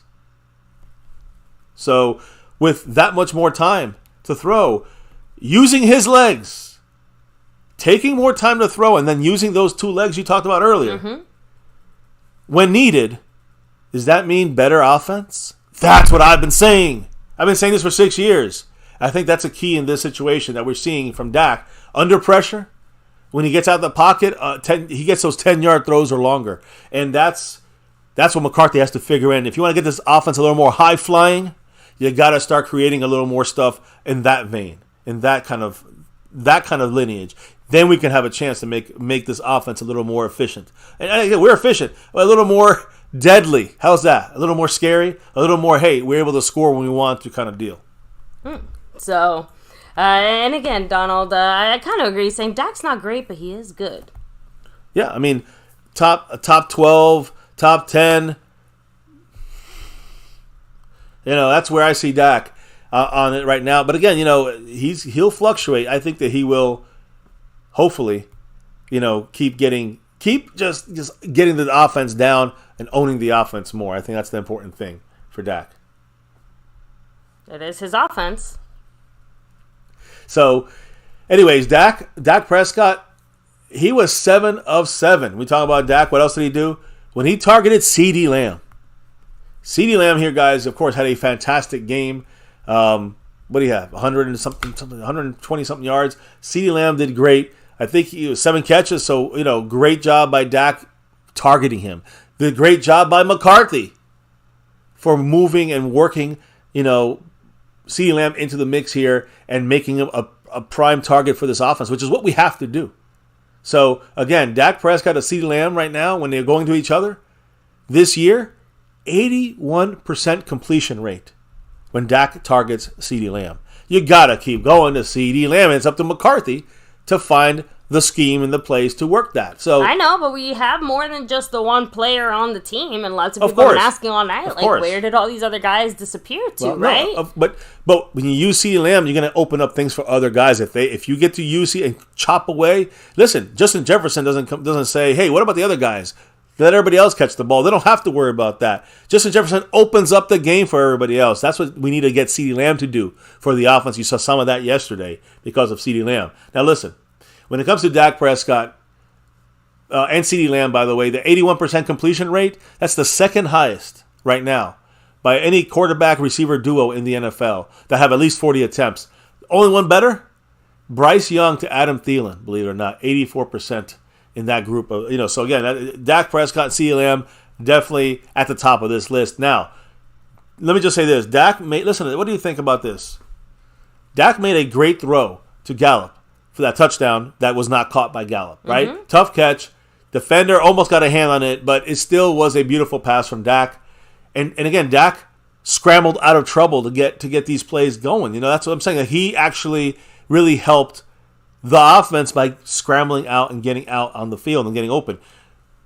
And then you got to go to I got to talk about the missed throws by Dak Prescott, It happens to every quarterback. I understand, but baby, I got to explain that the Pollard throw, which should have been a touchdown, the Ferguson throw, which could have been a touchdown, and of course, the overthrow on Michael Gallup, which also should have been a touchdown. That's a lot of points that we not get full point. We got some points back, right? We got a touchdown back. We got a field goal or whatever, but we still left like 10 points on the board, guys. We still left too many points up there, which it could be the difference in a playoff game. So, people also want to blame Dak for the tush push for some reason. I don't put any blame on Dak. That's on McCarthy. That to me is on McCarthy. So again, like you said, baby, it was a gritty night for this team. I think Dak played gritty. See, if anybody played gritty, it was Dak Prescott. To me, he played the grittiest. Offensively, 100 million, 10%. I think defensively, the winner of the game ball definitely showed up and showed out. Yeah, Way to go, Marquise Bell. Marquise Bell. And I don't forget about Micah Parsons, who made it happen, too. Always makes it happen, about him. right? I'm just trying to share the love and show a little bit more from outside of just Micah, who did, by the way, have a very good and overall solid game, but I think most of us are still a little bit frustrated because I think we're expecting a little bit more explosiveness from Micah. But if you guys watch more than 5 plays, you'll notice that Micah Parsons is basically double and triple teamed 6 out of those 5 plays. Yeah, it's insane. Even I thought he was a single blocked on that last sack. He actually was double teamed. Was planned to be triple teamed, and he still got through all that. He still got through. The blitz by J-Ron Curse on that sack is why Eckler went for Curse and he thought Micah was blocked, and Micah was getting through his second block, his second offensive lineman. By the way, when it comes to Dak Prescott, baby, and we finishing with the offense, I know you got the offense that spoke today, but after the game, listen to this. Dak's statistics by target with everybody on this team. CeeDee Lamb has 42 targets. Michael Gallup has 31. Pollard has 29 with Ferguson 29. Cooks has 23 targets. All right. When you look at the completion percentage, we just talked about CeeDee Lamb, right? 81% when Dak throws to him. When Dak throws to Pollard, 86%. When he throws to Ferguson, 72%. When he throws to Turpin and Tolbert, 83%. When he throws to Michael Gallup, the second most targeted receiver on the Cowboy team, he's only completed 17. Whether it's Dak overthrowing or Gallup dropping, something's off. 54.8% completion percentage between Michael Gallup and Dak Prescott. Something is off here, and that's an issue. I don't know. We're not going to really get into it tonight, I guess, too much. But Michael Gallup, what do you think about his kind of MIA? So far this year, when it comes to not connect, is it the scheme? Is it not connecting with Dak? Honestly, it seems like it's a variety of things. Right guy? I'm not completely dismissing the whole possible Dak connection there, just because obviously there seems to have been some kind of disconnect with Dak and some of the other players offensively, possibly. But yeah, I do have to put this one a little bit more on the execution side of things, a little bit more on the actual Michael Gallup side of things. And by the way, for those of you guys, I can hear you chiming in from the back. I don't think this has anything to do with his injury.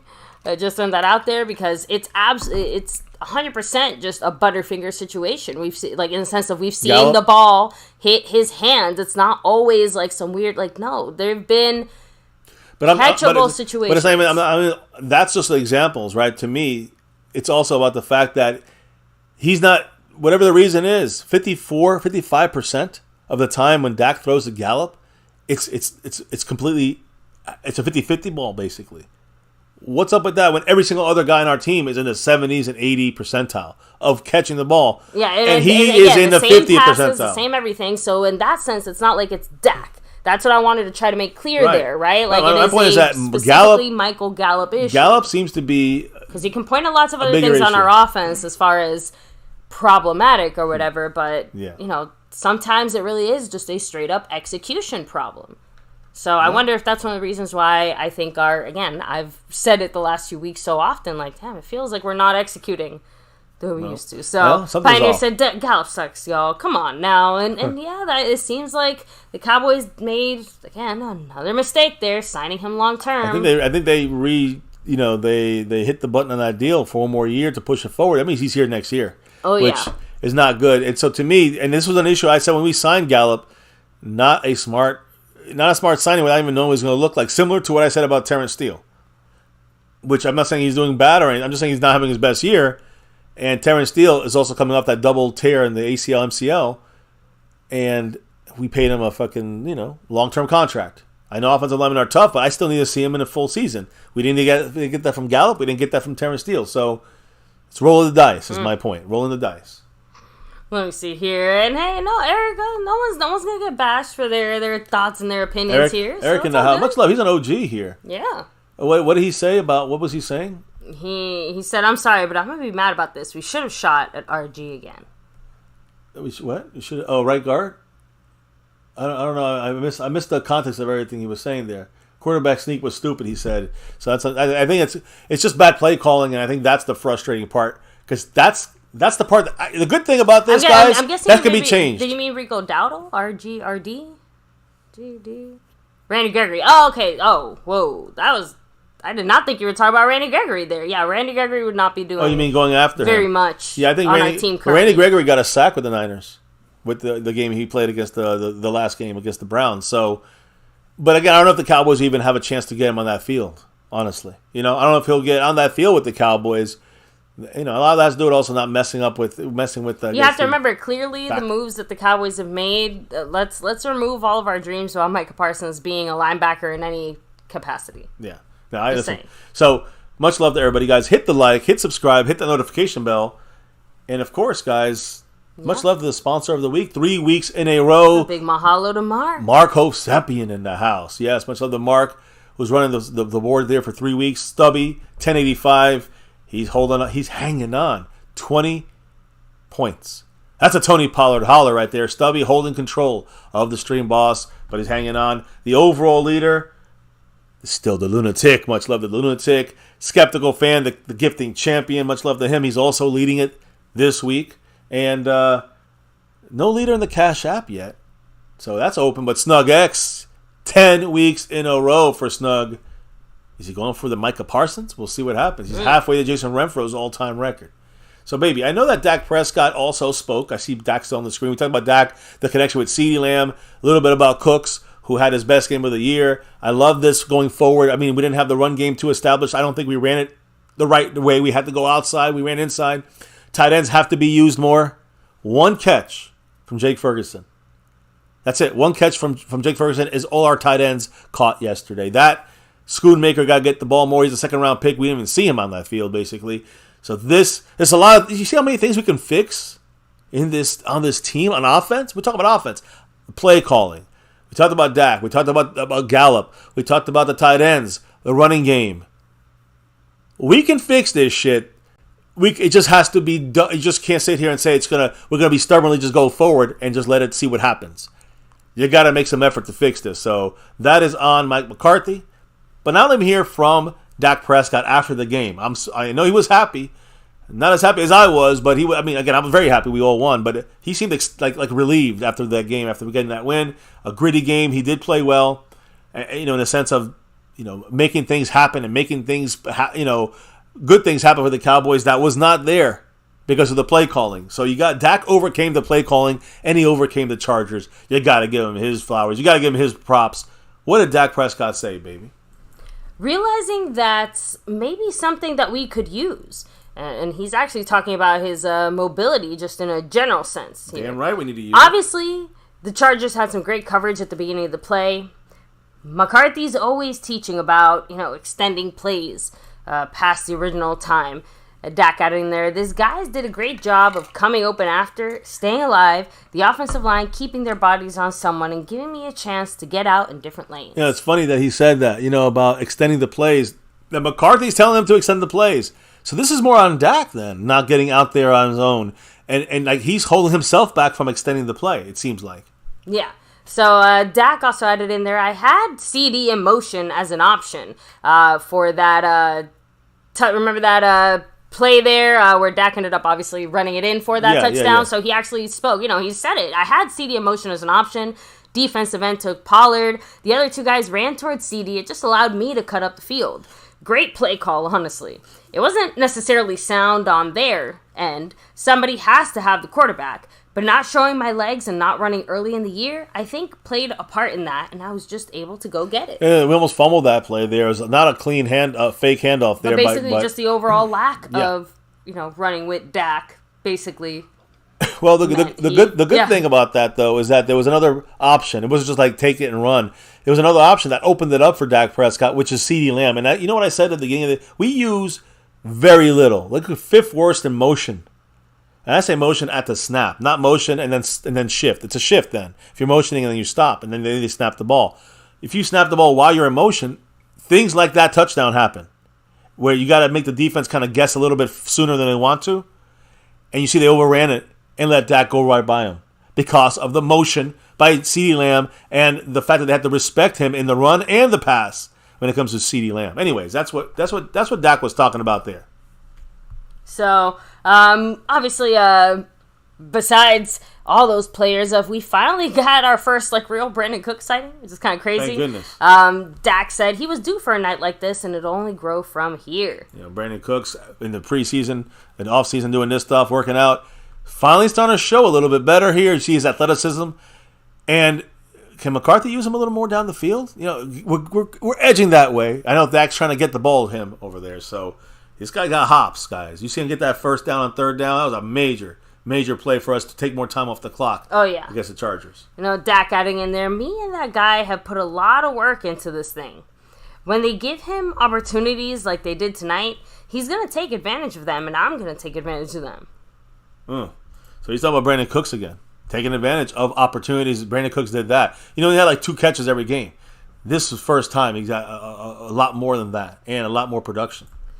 So that was everything as far as the post-game stuff from Dak in that regard, right? Dak did have a few other things to say, but he added in there, it's huge to go into the bye week with this momentum. I just said it to someone in the locker room. Now I can go enjoy my bye week. That's what it's about. 4-2, a little over a quarter of the season. That puts us right where we want to be. We got this big win on the road. We can build off of this one, give us confidence coming out of the bye week to continue to stack and get better as a team and chase every goal we have in front of us. I mean, I hear you, Dak. We got to see it, Dak. That's what I'm saying.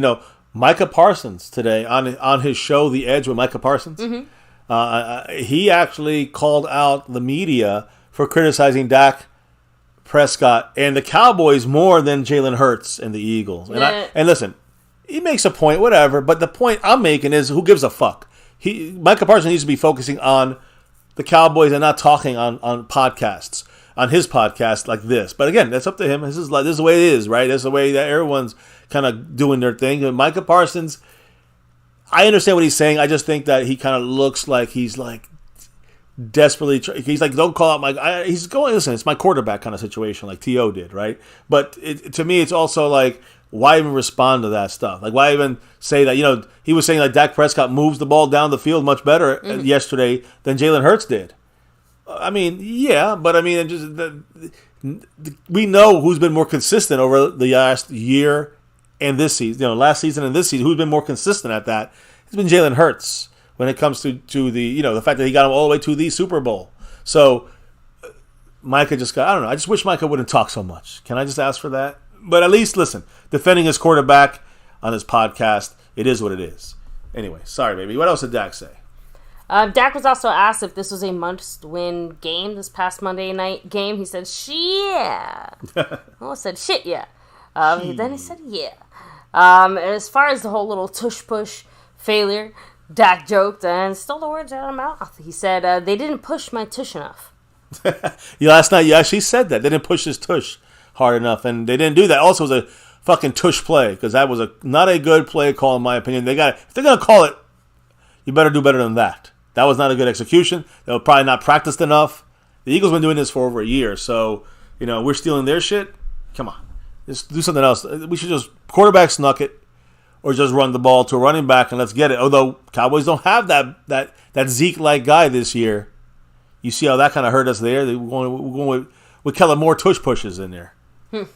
So, and again, adding into the whole must-win part of it, Dak said it. It's early in the season, but 4-2 or 3-3 is a huge difference. I get what you're saying, it's early in the season, but I've been in a 3-5 season that we turned around and went on a winning streak and then won the division. So I get what you're saying, but 4-2, second road win of the year against a great team, a great offense, great defense. Hey. All right, listen. Sorry, Dak, but I ain't going to buy the hype on this. This is Jerry Jones hype. A great defense. They allow the most passing yards in the NFL. A great offense, fool's gold by Kellen Moore. You know this more than anybody, Dak. So that's just Dak bullshitting us. I'm just clarifying for everybody. I call it out. It's the star over everything. But anyways, there you go, baby. What else? So, let me see here. No, I already touched on his whole leg comment there. Dak adding in there. I'd say it's how the game unfolded. It was a little bit of a conscious effort by me coming off of last week, realizing it's something we could use, and obviously they had great coverage.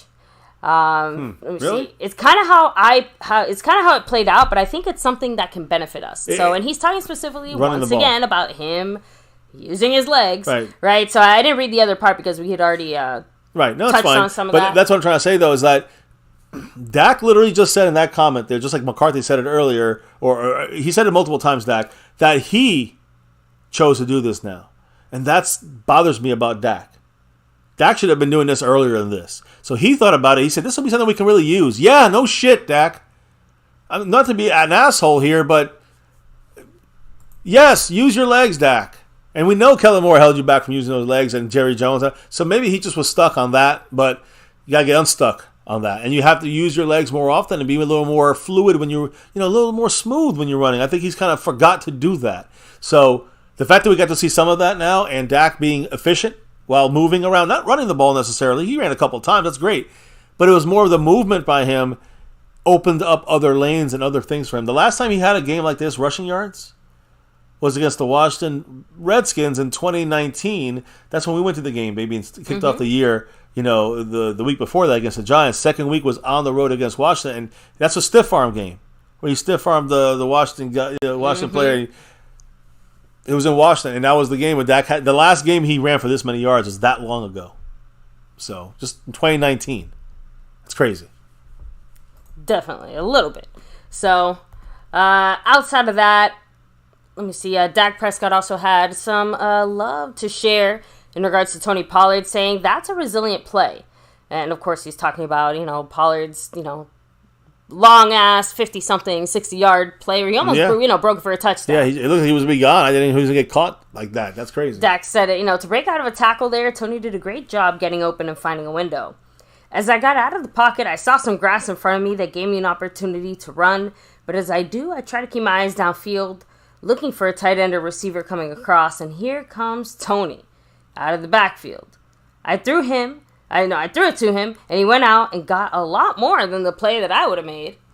And So he would have got that. Maybe trust your. That was a third. options. That was a third down. Right? A third down, and he could have got that. He could have tried to get that first, but Pollard getting that play, breaking that tackle, it sprung us for points eventually. So big play by Dak to see him. Big smart play by Pollard to get out the backfield. No more need in the backfield when Dak breaks the pocket. You go down the field, and there you go. It worked out. So Prescott adding in there, he almost scored, and I guarantee if he realizes that there was another guy to his right, he does score. I'm telling you, he would have went left. I said, why did he go straight? He should have went left. He thought he was going to get a touchdown. And he's, allowed the guy to stay close. Dak adding in there, that was part of the plan going into this game, knowing that we were going to get some matchups with those guys. We understood how they were going to play CD and where they were going to go, giving Cook some one-on-ones on the outside, and we did take advantage of them. Tonight was due. And obviously, good. Yeah. Not tonight, as in the night that Dak said those comments. Last night. So, let me see. So, yeah, that was it as far as Dak Prescott. I don't know if you want me to move on to the it was here. Who next else player who spoke, who was CD Lamb. CD, not upset this week. No, he's got lots of reasons to smile. He added in there, when you have that star on your helmet, you do have a target on your back. Dak's the QB, so that comes with it, and he understands that. Yeah, so because I guess lots of people were crap talking Dak Prescott in front of Micah in front of CD Lamb. And CD Lamb, as far as some of that criticism that Dak has been getting his way, he said people are going to be critical of him regardless. That's just the star that he is. So I think he missed a great chance of saying this is the star that he's repping, but yes. CD also said that, he appreciated being used early and often. He said, I feel like I'm definitely an impactful player. So for us to get this going early and to get me the ball early, it was very important. I mean, they worked him into the scheme. That was McCarthy. I got to give credit to McCarthy when he deserves it. McCarthy working CD into the actual scheme throughout the game was important, and Dak seeing it was important. So, anyway, I think the last final comment I have from CD Lamb is just him saying, I feel like I'm definitely an impactful player, so for us to get this going early and get me the ball early, it was very important. Boom. I mean, I love it. CD Lamb got to keep doing it, and we got to keep feeding him the ball. And the more we feed him the ball, other guys will become open, and we'll go from there. Now, who else spoke for this offense? Brandon Cooks had a few little number 3 blurbs to say. Let's see his workout while you talk. Oh, there you go. Go ahead. He said, it was a great throw, and a throw also that he put trust in. He put trust in me to go out there and go make. I'm just thankful for the opportunity and coming up with the big play to show he can continue to trust me. Hey. So, Brandon Cooks got to get on the same page with Dak and get his trust. He's getting it. Definitely this game, it seems like he did more of that than he has in the first 5 games. So, besides that, like we said, Brandon Cooks spoke. That was it from CD Lamb. Oh, no, I thought that was Brandon Cooks as well. Okay. No, I told you that was it from CD. Okay. So, but Brandon Cooks spoke as far as his touchdown, right? He said it was a great throw and a throw that he put trust in me to go out there and make. Thankful for the opportunity, coming up with the big play, showing he can trust me. Yeah, and the physicality of the fourth quarter, because, at least our offense definitely looked a little bit more physical. He said, no doubt, absolutely. I really did. And all throughout the game, but really that fourth quarter, that drive alone, it was physical in a good way. So Brandon Cook is getting into his own on this offense. So outside of that, he added in there, it was one of those things I wanted to continue to build on with Dak and build that trust with Dak. He also added in there saying that I think it's huge to, again, go into the bye week with this win, go into it feeling like more confident. He said you not only go into bye week with a win, but a win like that, you get healthy, reset, and you come back and keep it going. Healthy, reset, and McCarthy fixing shit, I hope. Yeah, let's talk about the players who are still on the roster. Right now, we don't usually hear too much from our offensive linemen. But Tyler Smith did share a few little thoughts after the game, which was nice to hear. As far as Pollard's big play, you can see some of Tyler Smith's blocking from last season. He said, I'm on the ground. Biadish comes and smacks my guy. I'm just looking downfield. I see TP catch the ball, and it looks like he's about to go down. He breaks the tackle, takes it 60 yards. It was amazing from my perspective. Hey, I almost wonder what it did look like from down there. Maybe players need to have cameras on. Tyler doing his thing. And by the way, Tyler Smith was like genuinely relieved, like, oh, thank goodness in a way. Looking forward to this bye week, right? He was kind of asked like, hey, any big plans, whatever. He's like, I might go to the fair, might catch a Tulsa game, so we'll see. And it was kind of described there that the energy inside the locker room obviously was very, very different than it was against the Niners. So with that, that's pretty much everything I had for the offensive side of things. We are going to hear from some of our defensive players now. Yeah. And as we flip it here for a second, defensively speaking, I don't know if offensively we have Schottenheimer, who actually said something else today, right, about the offense. Because that's with the coordinators. I haven't gotten. Oh, okay. No, I always save all the coaches all together. All right, sounds good. So defensively, guys, the 5 highest graded players on this team, 4 of them out of the 5, defense. Yeah. Osa Odigizua got the highest rating, 92.1. He had a really good game. Fantastic game for Osa. Marquise Bell, 91.3. Again, fantastic that was game. One that was a little easier for us to see and remember that he had a great game like that. DeMarcus Lawrence, 91.0. 3 elite grades. Of course, Dak also there at 90.0. And Micah Parsons, 89.6. Almost elite, as close as you can be. 4/10 away. So we had some elite performances, of course, Dak. But the other guys were defensive guys. Now, did the defense play great? You know what I think about this, guys. The answer is no. Not at all. I don't care about this ranking, this fool's gold of Kellen Moore's offense. But when I look at what Micah did yesterday, he's the man. Guys, he finished the game against the Chargers with 8 pressures. Of course, that big sack. And, all of this, he did this, guys, while, Osa Odigizua added 6 more pressures. So that's the guy that stepped up for us when Micah's doing his thing. Osa Odigizua also stepped up. Osa had a 25.9% pass rush win rate. So great job by Osa. When I look at Osa and see what he did yesterday, he was listen, this year, Osa is the 6th ranked overall interior defensive lineman in the NFL. 6th best defensive tackle, basically. 89.7 is his grade this season. Great guide to see how good Micah Parsons is making this defense great. You see Osa stepping up. Osa Odigizua is the 5th ranked interior defensive lineman when it comes to run support. So you want to get a run stopper? You got Osa Odigizua stepping up to the plate there. You have the 11th ranked, Osa Odigizua is the 11th ranked interior defensive lineman in pass rush with an 81.8. I'm telling you guys, he's in an excellent range of a pass rusher and run stopper. And overall, he's almost elite when it comes to Osa Odigizua this year in 6 games. And you can see the improvement every year. In his rookie year, 2021, he was the 89th ranked interior defender out of 108. Last year, the 41st ranked interior defender out of 127. And he was ranked the most improved player on the Cowboy team by PFF, was Osa last year. And this year, he's the 6th ranked interior defender out of 123. So he went from 89 in his rookie year to 41 to 6. That's pretty impressive from Osa Odigizua. And that's why he got the highest grade in this game from anybody, offense or defense or special teams. So you could have given the game ball to someone like Osa easily, right? Now, I just want to add one last thing about Micah Parsons, who makes it all go.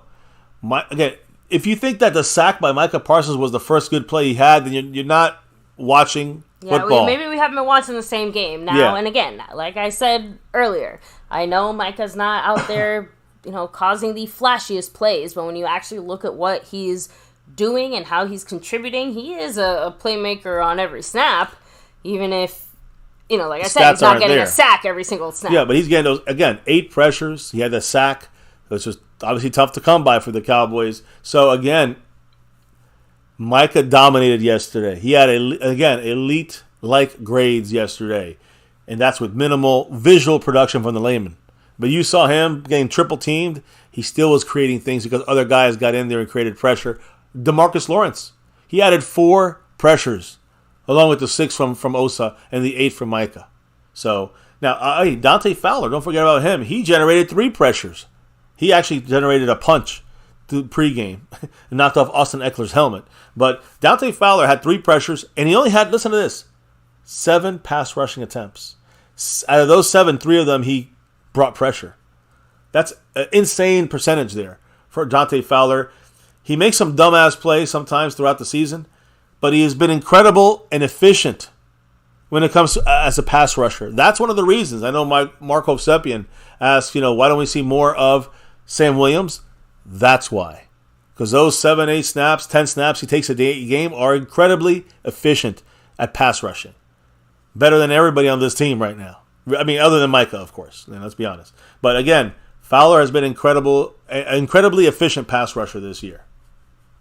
Now, I did mention DeMarcus Lawrence. He was the third highest graded guy in our defense last night. He's the PFF's second highest graded edge defensive player this year. No one is better. Only one person is better than Marcus Lawrence as an edge pass rusher through the analytics. He's also the highest graded run defensive edge in the NFL. That's crazy right there, guys. And again, as a defensive edge player, you have to be good against stopping the run. He's right now, guys, the highest graded guy, the best run defender of edge rushers is DeMarcus Lawrence. And again, he's third highest when it comes to run defense among every single defensive position. So linebackers or defensive tackles, Aaron Donald, there's only 2 guys better than him across the board with run stopping.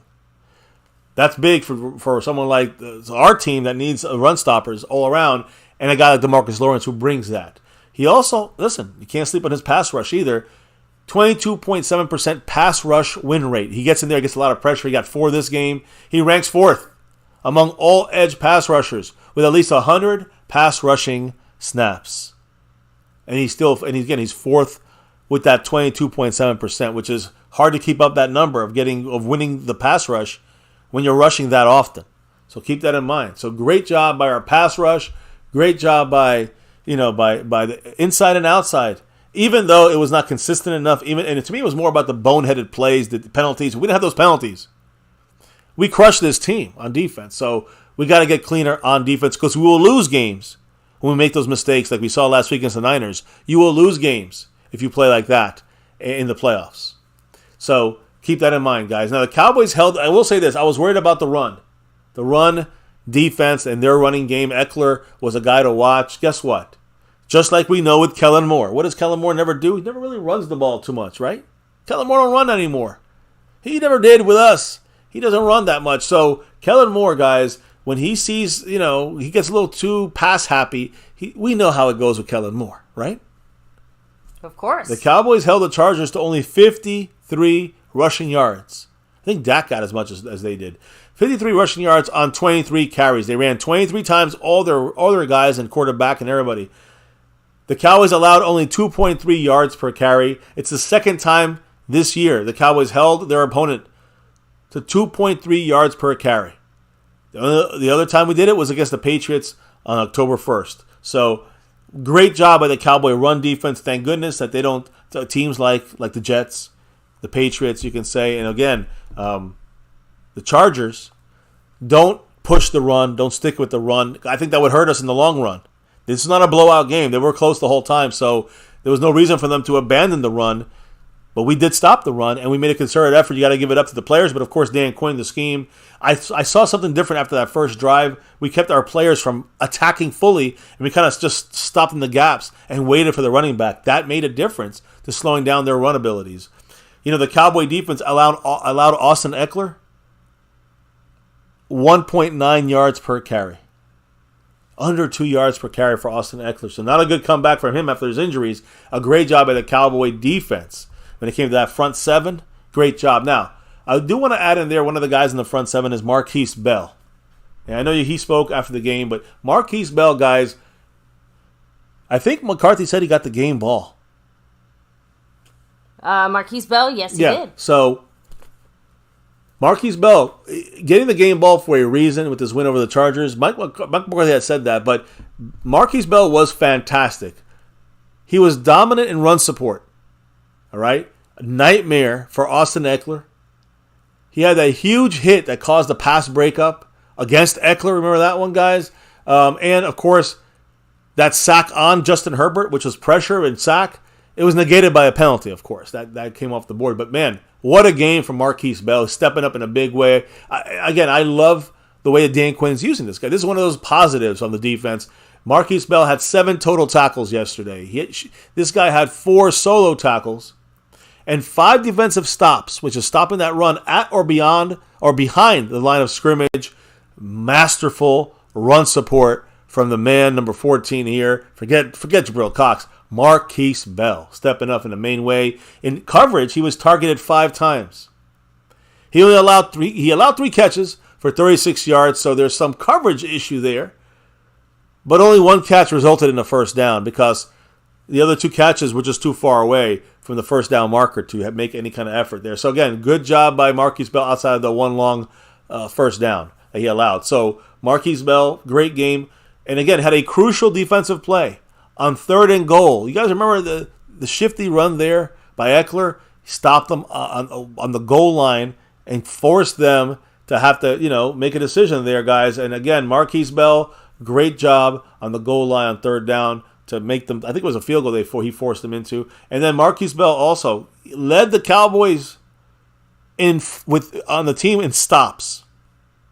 Week 6, he had 5 stops for the Cowboys. Like I said, those are run tackles at or beyond or behind the line of scrimmage. Fantastic job in run support for him. And if you look at him, this is the mind-blowing thing here for Marquise Bell. But he's number 8 right now, Marquise Bell. Number 8th ranked overall linebacker in the NFL per the grades of PFF. In their grade, he has an 84.0 overall grade at linebacker. So he's actually doing better at linebacker than technically everyone on our team. Yeah. He's our best linebacker, Marquise Bell. If you look at the analytical numbers here, better than LVE, better than everybody else, Damone Clark. He's our best linebacker, especially when you look at run support. My goodness, what a great job. I mean, I'm impressed. I knew he would always be a player that can definitely take it there. We knew this last year as an undrafted guy, and man, he stepped up big time, answered the bell, and I think that, I love the way Dan Quinn is using his skills and his abilities for Marquise Bell in these games. So great job there, Marquise Bell. I mean, whew. On top of that, maybe I have one more piece, and then you got the rest of the show here. All right. Because the last thing I'm going to say is Deron Bland. Yes, Deron Bland, who dropped. And listen, the defense had their issues, all right? And I said this, the main issue to me was penalties, disciplined, unorganized. This defense was all over the place most of the time. And I guess, again, I know a good offense, but this is a good offense the way Kellen Moore had a good offense with us. It was beatable by a decent defense. We're definitely a good defense. We're not great, we're not elite, but we're good. And that's why we held them down and controlled them, because it's a fool's gold offense. But we could have ended this game a lot earlier than it did if Deron Bland would have made the interception and hit him in the hands. I know that's why they're corners. I know that's the issue. But again, even with that issue, Deron Bland might actually be one of the best cornerbacks from the 2022 last year NFL draft. Why? Through 6 weeks this year, Bland is statistically the best cornerback in the league now. Yeah. Yeah, so if he's just the number 1 guy currently now in the league, obviously. Yeah, he might be the best of last year's draft class. He has 304 defensive snaps, 26 targets against him. He allowed 13 receptions. He only allowed 130 yards out of those 13 receptions. No touchdowns allowed against Deron Bland. He has 3 interceptions, by the way, still leading the NFL, most interceptions. He has 2 passes defensed. He only allows, when you throw at Deron Bland, the quarterback rating goes to 30.6. So you don't want to throw against him. That's the lowest in the NFL. Remember who the guy was lower than him was Trayvon Diggs. So 30.6, fantastic there from Deron Bland. He also has the most interceptions, 8 right now, since of any defensive back, cornerback, or safety since last year's draft or this year, right? Anybody in the NFL the last 2 years, basically, guys. And he had to watch 35 defensive backs, 35 cornerbacks and safeties get drafted ahead of him. So much love to Deron Bland, showing out big time for our Cowboys with the star in his helmet. So, baby, that's the defensive kind of overview I have. I know you got a couple things, a couple more guys speaking, and, of course, the coaches speaking, Jerry Jones speaking. floor is yours, my love. Unless you want to hit up the chat real quick and just take a comment or two so we can see how the chat is doing on an extra late night. Much love. And again, yes, guys, an extra late night. So again, take a second to hit like, subscribe, hit that notification bell, follow us anywhere and everywhere at MyCowboysFamily.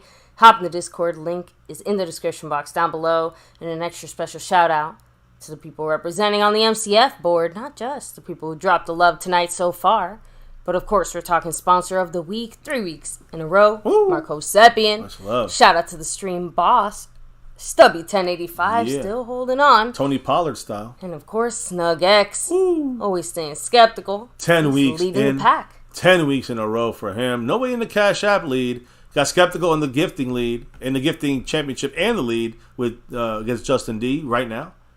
But currently, The Lunatic is first place on this overall board.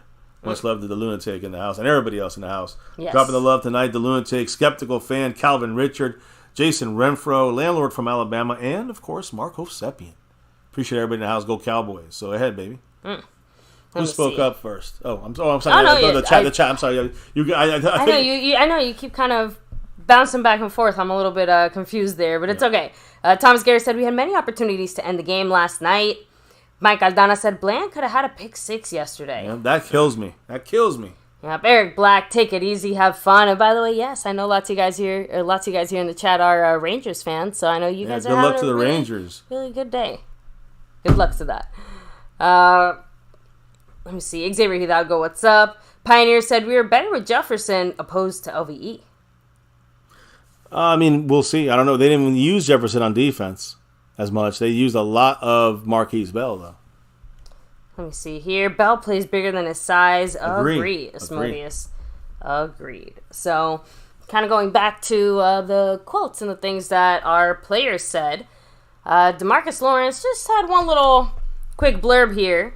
Is from the fight that happened before the game started. He said, "We ain't with that fake tough guy stuff." Yeah. The funny thing is I thought that was a little ironic. He's the fakest tough guy on the team. I'm gonna be honest. Honestly, he's one of the most consistent defensive players right now, currently on our D line. So, yeah, I agree with that. Just the tough. He's more of a talker than a shower.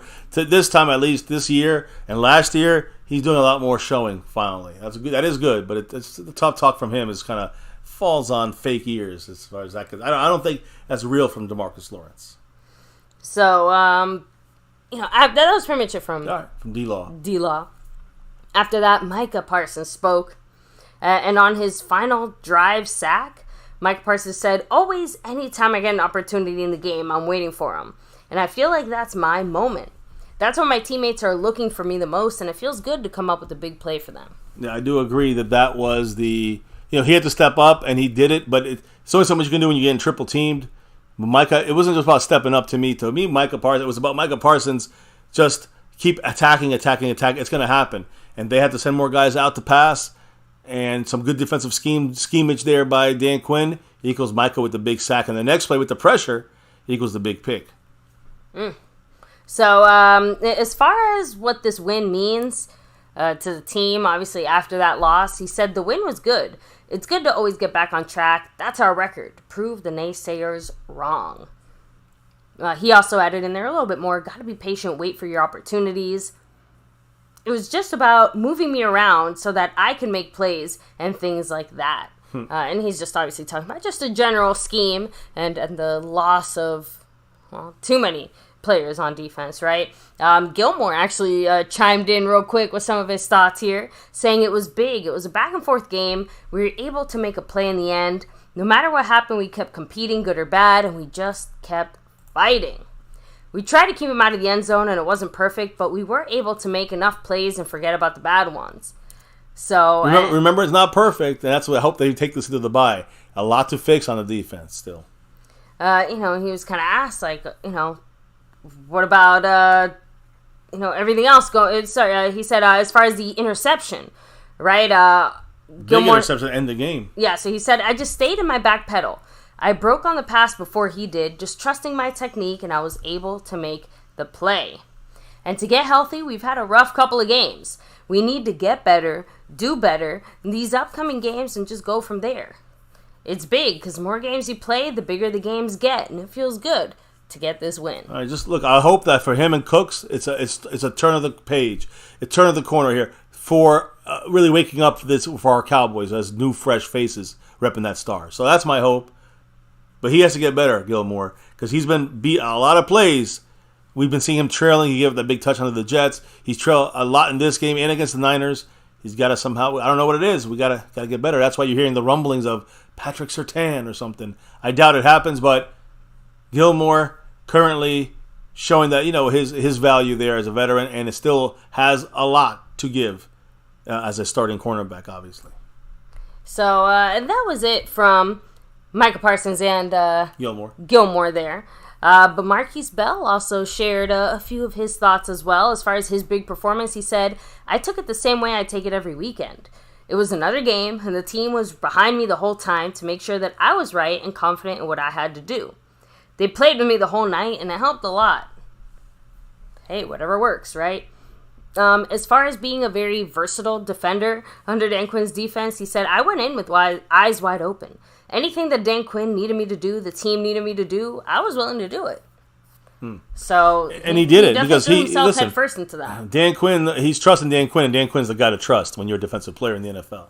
So, outside of that, that was it as far as the defensive players and stuff. I know, surprising, but everything else that I have is actually from Jerry and the coaches, right? Jerry and the coaches. So it's up to you, baby. You want to hear from the coaches first, and then things with Jerry? Yeah. Let's finish it with Jerry Jones. But we'll start it off with the. We already heard from Mike McCarthy. We heard from the players.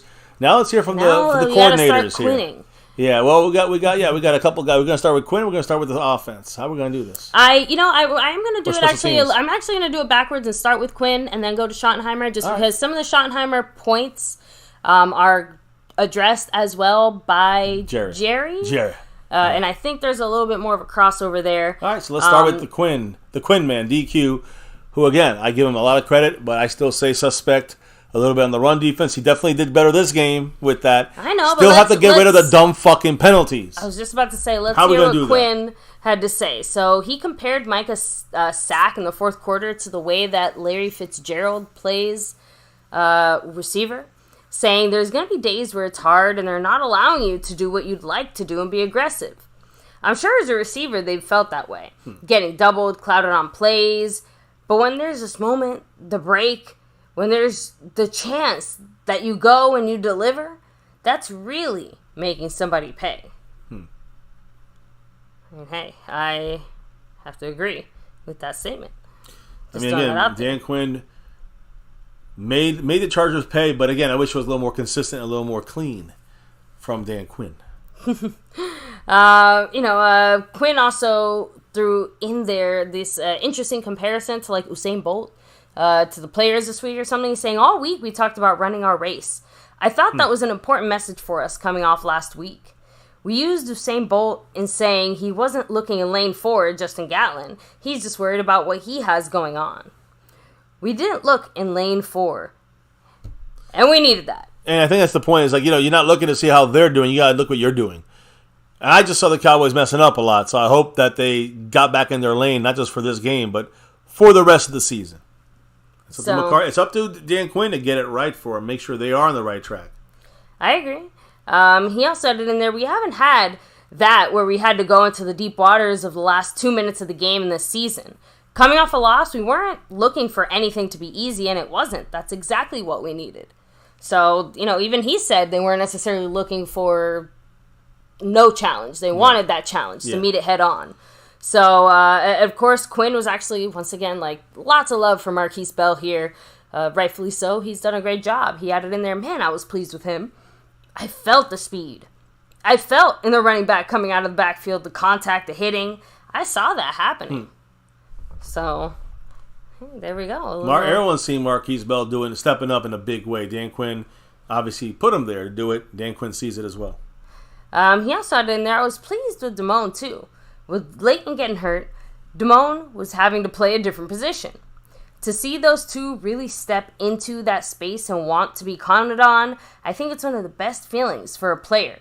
When you step up, when you know you're being counted on, and you deliver, I have to admit, that's got to be a good I think feeling. Damone Clark on that actually was our 5th best defensive player, PFF-wise. And Damone Clark, I didn't see the stats as much, but he definitely stepped up in his job as the now off-ball linebacker. Did a great job doing that. Marquise Bell took Damone Clark's job, right? So they did a great job taking over for LVE and moving that over. Great point there from Dan Quinn catching that. Of course, he's the coach, but I'm saying I kind of missed that in the mix. No Damone Clark talk, really. He did fantastic this game. Great game by Damone Clark. And of course, Marquise Bell. So defense, hopefully back on track. Hoping. I'm not going to buy into this for a while. But we got to see more consistency. But in the end, they're back on track. So who else spoke, baby? Of course, we got Schottenheimer. Get your Shotty out. He spoke at length about Dak Prescott, saying, "We're very selective with it. Nobody wants to have the quarterback have to carry it a ton, but he has the ability to have... Nobody wants to have the quarterback have to carry it a ton, but he has the ability to hurt people with his legs, and he has done that historically. We're not back in the Mississippi State days in terms of all the carries he's used to, but it's good to show we have the capability of doing that. And to have it be a touchdown in the red zone and things like that, it was something that we were all excited about." So, again, using Dak's legs more, McCarthy and Schottenheimer are excited that Dak has chosen to use his legs more. So, hey, honestly, it does seem that way. He also had lots of praise for Dak, saying he was terrific. It's something that necessarily hasn't been missing, but it's something that hasn't shown up as much as it did last night. He did a really good job of vacating and getting out in space, and he was definitely a weapon for us last night. So, honestly, again, I think that ties right into the mobility factor, the Dak running factor, which Schottenheimer obviously just said, we're not exactly fans, we're not trying to do it all the time. And it's like, okay, yeah, great, but you still need to do it sometimes, especially if you want to actually do it effectively, right? Yeah. So, Schottenheimer also had few comments here on CeeDee Lamb, of course, who spent the last week saying, with a little grumpy face, saying, nobody used me. Give me more targets. And now he's very happy. He had a fantastic game, the biggest contributor to the game offensively outside of Dak Prescott, basically. He said it really did start in practice. He was a man on a mission. It was our Thursday practice. You saw that mindset. I think that there's something to that. The first couple plays, you get him going, he just feeds off of it, and I love the way that he plays with his hair on fire, just passionate. That's true. It's kind of funny because his hair is red. Now, that was it from Schottenheimer. The last little blurb I'll say, and I think I already touched on it, the little Butter Aubrey joke that Fosso made. He added in there, remember Dak said, "Oh, he's Butter Aubrey." Fosso said, "Oh, he's on a roll. I'm trying to just lay low with him. I recognize he's a couple kicks from this or that. I'm trying not to build up too much." Yeah, so he's not trying to build up that big record. He's 2 away from tying and 3 away from breaking. If he makes his next 2 kicks, he ties it. If he makes his next 3 kicks, Brandon Aubrey, butter, because he's on a roll. Yeah, we'll see what happens. John Foss don't want to jinx it. So, let me see. And that was it from Schottenheimer. The final comments here are, of course, from Jerry. Oh. Sorry, Jerry Jones. Because you said Jera, so I put him up there. Yeah, Jera needs to, actually call into the show. Yeah, we'll have to hear from Jera. Yes, another time this week, maybe during the bye. Jerry Jones spoke today. It's Tuesday's his usual day, right? For Jerry Jones. Mm-hmm. For Jerry Jones. So when Jerry Jones, usually we got 1 day of break, that Monday, to get the little breather of Jerry, right? So we get the Cowboys, win or lose. Monday we don't have Jerry. Tuesday we have no. We won this game, thank goodness. Monday Night Football. Tuesday is still Jerry's day to speak. So, baby, what did he have to say today about this game, the win, going forward, et cetera, et cetera, et cetera? So Jerry said, "We didn't have to get on an airplane. I was flying without anything as I went across this country last night after the game. It was really a great experience. It was a hard-fought game. They've got a good quarterback and good players. We respected them going in. They were everything that we thought they'd be, and I'm really proud that we got out there and had that kind of win against them." And we got that. I'm not going to make it more than it is. We know the Jerry Jones clown show hype, but it was important to win. It was a must win, which we got, in my opinion, and it was an ugly win. I wouldn't say gritty win. I'd say the ugly win, but Dak played gritty. Anyway, what else did Jerry say? He said, we did well. That was an important win for us, and yes, we did need to win because of the disappointment we had in San Francisco. We'll use this bye week to really evaluate our first 6 games. We're a long way down the road from when we left training camp, and we've got a long way to go still. So, Jerry also added in there, I think we do have serious room for improvement, and we have that. We're not yet the team that we want to be. The major limiting factor for our team to evolve and get better will be availability of players we're counting on. Injury, principality is a problem, but if we can stay healthier, we will evolve and get better. We have outstanding talent. We have the talent. He did bring it in this year. I can't argue with Jerry on that one. But we got to see yes, we are definitely a very talented roster. Jerry show Jones, more of that talent, though, more consistently on offense and defense. Also threw in there that he thought Dak had his best game of the season last night. Would you agree with that statement? I would. Remember, best game of the season. I know, the season. This season. I guess I would, based on the fact that he was throwing guys off his back and creating some stuff that was not there in this McCarthy scheme. So, yeah, I mean, it's funny. He had his best game, but I think he could have so many better. He could have had Gallup for a touchdown. The other one was dropped by Gallup, but he also bad pass to Pollard and almost touchdown if he had thrown it to Ferguson. So I can't believe I'm saying this is his best game, but that's not good. If this is his best game, then that's not too good. It's his best game because he was gritty in this game. That was Dak, I will say. I agree. Jerry said that he did like how we used Dak's legs, but he said that he does not necessarily need to see Dak run more. Adding in their quote, when it's there, we got to have it. That was an important game for us. You know what's great? It's Jerry Jones that doesn't want Dak to run. That's what I think it is. It sounds like he doesn't want to see Dak run too much because that's $40 million. Jerry got to get off of that. He's got to take a risk and let Dak be Dak. If he lets Dak be Dak, he'll get his $40 million worth of Dak Prescott. If you're going to hold Dak back, you're going to lose $20 million because of Jerry. It sounds like Jerry Jones didn't want Dak running the ball. I and agree. That getting to Kellen Moore. That's kind of like what Mike McCarthy, but it seems that the coaches and everybody else wants him to run. Now, here was the comment that really, like I crazy. said, this comment caught my interest the second I saw it. I'm like, oh, Jerry. Jerry Jones said this as far as how important last night's win was for Mike McCarthy. Quote, it was a very, very important win for Mike. Ooh. This offense has a lot of room to be more impactful and more effective. And he got some of it at times there last night, Mike did. So he's saying that, a hot seat for Mikey is what I'm hearing from that. Which, again, to me was just genuinely surprising. We tend to keep things a little bit closer to the vest on some of those things. I think Jerry's getting just frustrated. have it just so out there in the open, spoken that way. So a little bit like, okay. I think he's getting frustrated with McCarthy's offense. That's what I think. It's my opinion. You guys let me know if you think I'm right or wrong. Well, Interesting if comment somebody's there. about to lose their job over it, if not multiple someone's, then yeah. McCarthy in the hot seat. Official, not by us, not by the media, by Jerry Jones. Ooh. So, yeah, again, Jerry cracks me up sometimes. But like I said, a very, very important win for Mike. The offense has a lot of room to be more impactful. He got some of it at times there, Mike did. The reason I'm repeating that comment, like I said, very, very important win for McCarthy. He got some of the pieces. Like, when I hear that comment, that to me straight up sounds like, okay, Jerry was going to fire this guy if he didn't do what he had to do. If he didn't beat Kellen Moore, he's fired. He was going to walk home after that. And the fact that he even said some of it at times there last night, obviously acknowledging the fact that it's not like last night's game was the greatest game of all time, the greatest performance ever. But I don't know. I feel like he's also leaving that little bit of, I still need more from you, McCarthy. Am I maybe misinterpreting that? Because as soon as I saw that, to me, that definitely felt like McCarthy, you almost got fired.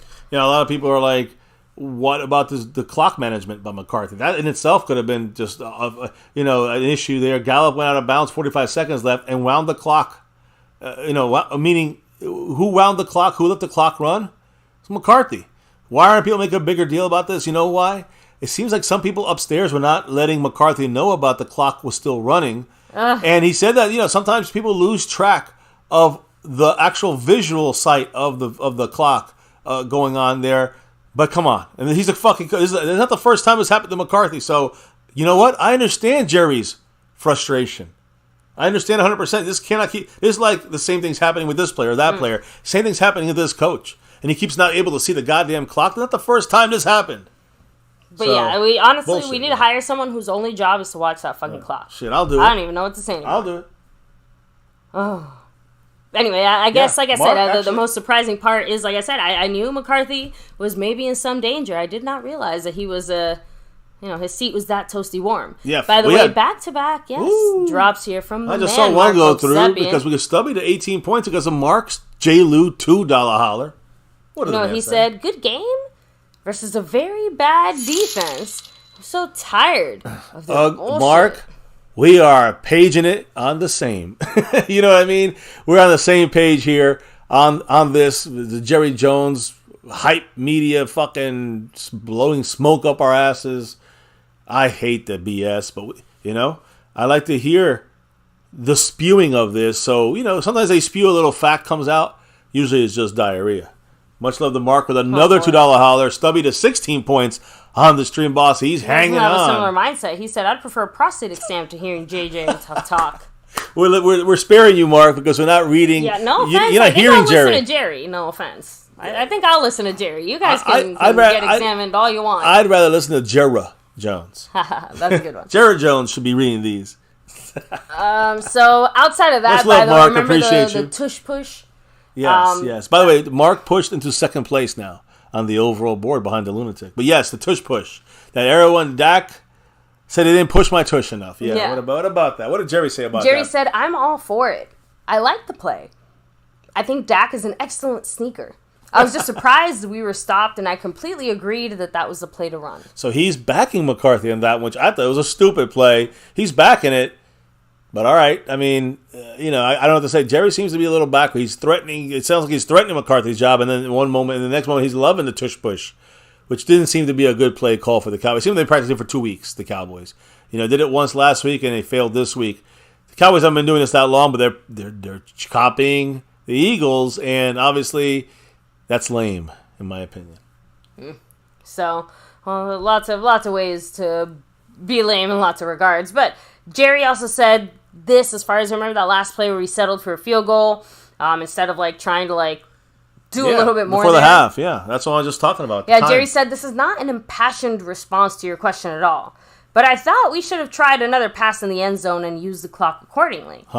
So even McCarthy said, even Jerry said, damn, I wish we would have tried a little something more. But he was kind of asked, does that show a lack of faith in Dak? He said, not at all, no. It doesn't reach that point with me at all. I don't see that either. I think McCarthy is McCarthy's hesitant. He's scared to do too much, not because of Dak. We've seen Dak do this in the past. We've seen Dak attack down the field. It just seems to me a situation where it's more about McCarthy's management. This has happened in previous years. Even when Kellen Moore was calling the plays, McCarthy had to make the decision at the goal line or, at the end of a half, and he mismanaged the clock. This is mismanagement, not fear of using Dak. That's the lamest excuse. I'm glad at least Jerry agrees with me on that. Anyways, we got Mark Hosepian, who knocked Stubby to Micah Parsons. 11 points on the stream, boss. That's hanging on. Who'll take that over? I don't know, but I know Mark dropped that 5 on it. What did he have to say? Coach McCarthy sure can't watch that cake he puts in his face.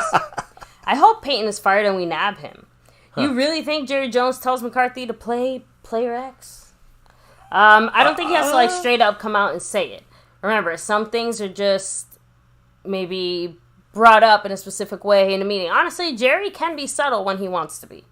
We have seen him with the ability to be subtle. So, and honestly, Jerry's the type to phrase things more as suggestions that are really commands, oh, hey, wouldn't it be nice to make sure we see lots of Gallup these next few weeks? Exactly. That's what I'm trying to say. He'll phrase it in such a way where you think he's just saying a statement or saying a thing, but he's actually, he's giving orders. After every game, Sunday and Monday morning, on Monday night and Tuesday morning, watch what happens. You go to the, is it All or Nothing? Is that what it was?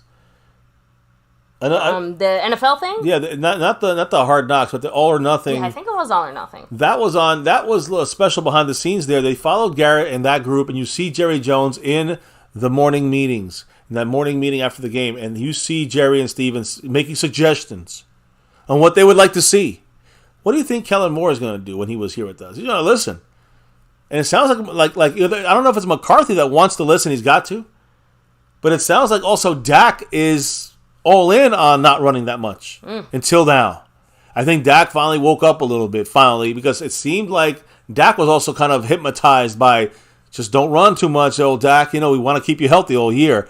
That's probably what was said in these morning meetings and when Dak was around, Jerry. I'm just saying, just give me an idea when these things are thrown out there for 8 years. Or not even 8 years. Let's say 4 years since Jerry Jones and signed him in the broken leg. Just saying that is where I think that Jerry does has a huge influence on this team and who gets to play more than others. Not saying he makes the decision on that. He says I want to see more Gallup in there because we paid him. And Gallup is going to be over Tolbert. Even Tolbert deserves to be in there. Now it might happen a month longer than it should. Then they changed to Tolbert. I'm just saying. But that's because it's a month longer because of Jerry Jones. That's why. And I do truly believe that. Yes. So, yeah, Mark, much love, by the way. 11 points for Stubby. And Mark in second place. Still a little bit behind De Lunatic, who's in the top spot. But he's in second place and he's moving on up. Anyways, baby, what else was anything else from Jerry? Yes, of course. So if you guys remember, him and Jimmy kind of reunited there for a second. They spoke. Yes, but no one really knows what they spoke about because they did it privately amongst themselves. So, of course, he was asked, hey, what were you guys talking about? Jerry said it was good to see him. Let me be real candid. Jimmy and I have never had issues with being around each other and being able to communicate. That shouldn't surprise anybody. He's very familiar with my family, and we've spent a lot of time together. I think a lot of Jimmy Johnson, make no mistake about it. No, again, that's great. The fact that he's saying we can prod each other about this means it's almost like Jerry Jones is telling everybody, I'm setting this up for Jimmy Johnson to wait because I'm fucking with him, and I like to fuck with him. I don't like Jimmy Johnson. I like him, but I don't like him as much. And this is the way I kind of poke and prod him and kind of piss him off. That's what it sounds like to me from Jerry Jones. Maybe in his older age he's becoming more honest. I don't know. He did add in there, like I said, it was good to see him. Let me be real candid. I think you just read this entire thing, baby. You already read the entire thing. So. If there was any Ring of Honor talk, sorry, it was this part that I hadn't read yet. As far as the Ring of Honor talk, he said we visited about that. We also, as people who have known each other a long time, we got a lot to needle each other about, and it's fun. So he basically didn't answer anything about the actual Ring of Honor talk. He basically just said, we're two old guys with lots of history. We talk shit about each other. He's fucking with Jimmy Johnson about the Ring of Honor shit. It's not fucking with, he'll get there. He's making him wait it out. That's what it sounds like to me. That sounds kind of shitty. We have, that's one of the things we can fuck around about. So, I guess you feel free to fuck around, Jerry. The rest of us are here waiting for you to correct that mistake. An injustice. Right? Agreed. So hit up the last couple of comments as we do the shout-outs here and wrap it up tonight, baby, because it's over the 2-hour mark. We say we want to go 2. It's over 2. So as we get out of here, guys, drop your last thoughts, your last comments.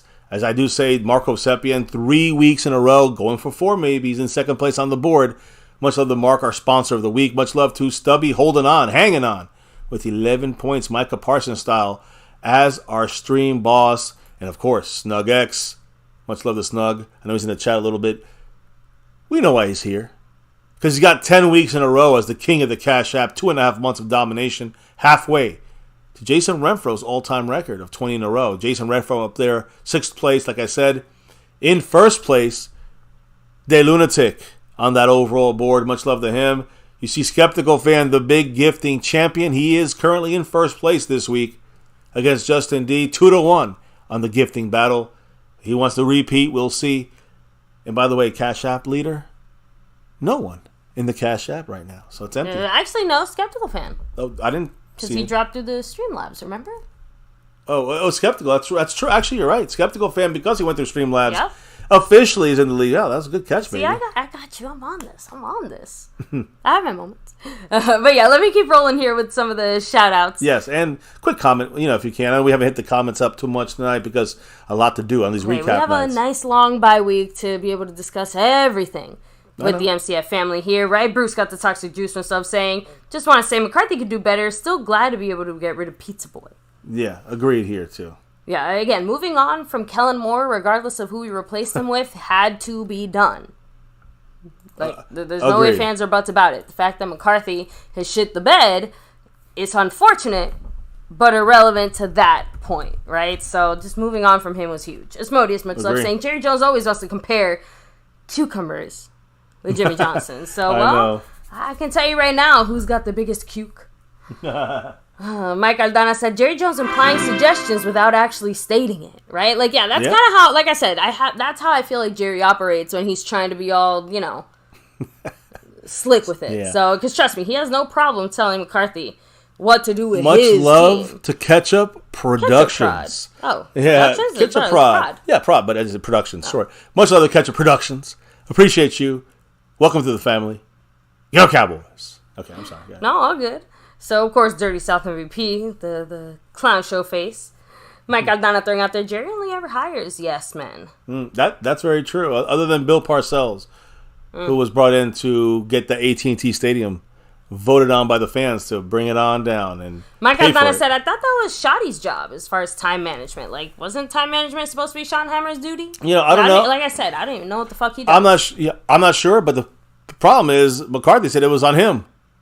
Like, that was the plan for. So again, that's weird. He is. Maybe he is letting McCarthy know. Either way, McCarthy's still the one who ultimately, whether he knew or not, is shit in the bed here. Yeah, he took the blame on that one, whatever you want to call it. Asmodeus said, "Pay me $1 million, I'll manage the damn clock." Exactly. Pioneer, what's up? Much love. Saying McCarthy's hanging by a thread. Like I can't believe a thread that thin can hold up a man that big. So would say it was a clock management issue, according to Asmodeus. Of course, big mahalo to Marco Seppi. Hell yeah. Appreciate you. Stubby to 10 points, by the way. That's a Cooper Rush drop. Snug X in the house as well, representing. Jason Renfro said, Jerry just needs to shut his mouth. I agree. Shut the pie hole there, Jerry. Mike Aldana said, false alarm on Jerry tonight. Yeah, I know. We talked about that. I was in there chatting with him about Jerry Jones. We'll get him on here on this bye week sometime. Let me see. Asmodeus, shout out to you as well. Jason Renfro. Trying to go back. Thomas Garrett. Eric Black, Xavier Hidalgo. Yeah, it's actually as far back as I can go here on my side. So this game ending here, guys, and done with this game. You can have your emojis to play with. We, of course, got to get ready with the Rams emojis coming soon. And we got a whole week to worry about that. We might take a night off or two this week. Got a lot of family stuff going on. So, we'll be checking in. Of course, any trade stuff going down. You know what we do here. We're going to be breaking it with you guys and talking about it if it does happen. But hey, we'll be back. Maybe every night this week. We'll see. Maybe we'll miss a night or two. We'll see. But either way, just make sure you hit the like for the stream and subscribe to the channel. Make sure you have the notification bell on to all videos. And if you jump on Twitter at MyCowboys Twitter, and you look at MyCowboysFamily, you follow us there. We drop links when we go live through there in case the YouTube side is not working and not going well. And then, of course, same thing in the Discord. Jump in there for that. But before we can leave that, I want to make sure I put here this little last time we're going to see beating the shit out of the Hello Kitties or the LA Lames, however you want to call it. But we know one thing. They suck, the Chargers. We beat them. They're not as good as people think they are. The main thing, in this game against the Cowboys, the Chargers were at 0%. No charge. They died.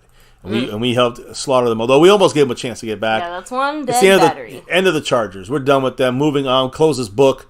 Take a little breather. And let's get ready for... Let's ram the Rams. MCF will be in town, guys, representing that star over everything, live and in full effect, so I can't wait. The wife, myself, the kids, their first ever. The Cowboys better not disappoint. And they better come out this bye week ready to kick some ass. Baby. Again, I just wanted to say as we get out of here, let everybody know, why do we do this here on My Cowboys Family?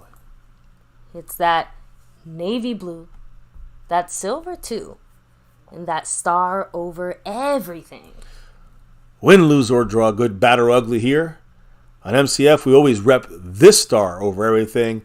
And guys, here for 6 years and beyond, 7th season of doing this live stream reaction stuff on the nightly. Never forget the number one thing here, now, and forever. As always, go Cowboys. Let's get that 6 and beyond sooner than later. That's all I'm asking for. Guys, thank you for it's already been later, as my opinion. It's already been 27 plus years. Guys, thank you in the chat, dropping the knowledge all night long. All night. Thank you guys for that. Can't do it without you guys and your drops of love from above. appreciate the man, the lunatic in the star level, skeptical fan, dropping that Streamlabs, puts him in the lead, by the way, in the Cash App board. So he's got the lead right now, trying to break that big 10-week streak from SnugX. We got Calvin Richard dropping the love, Jason Renfro dropping the buck, Landlord from Alabama, and of course Mark Hovsepian, 3-peat sponsor of the week. Much love to him. He's trying to go for 4. He's in second place. The Lunatics in first on the overall board. Stubby, 10 points on the Stream Boss.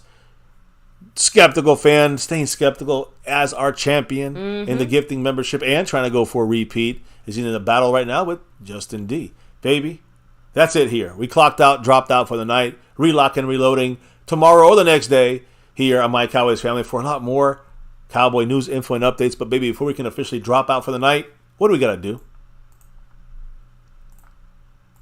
We got to drop the beat. Oh, yeah. Beat's been dropped. It's a rapidy rap here on MCF. Hit the like, hit subscribe, hit that bell. We'll see you. Drop them if you got them when it comes to the membership. Hard as hell. And hey, remember, in our thumbnail tells it all. We got that victory, baby. That victory Tuesday. Now it's Wednesday. Let's close that book. Finish celebrating. Relax, chill a little bit. Maybe have a little drinking stream later in the week, in the weekend. And of course, guys, we gotta reset and fix some things for our Cowboys. You know it. Penalties gotta stop. Dumb shit gotta stop. And the defense, offense, we can get rolling. But I'm reminding everybody last week what happened after the Niner game. You guys said you wouldn't be fooled again.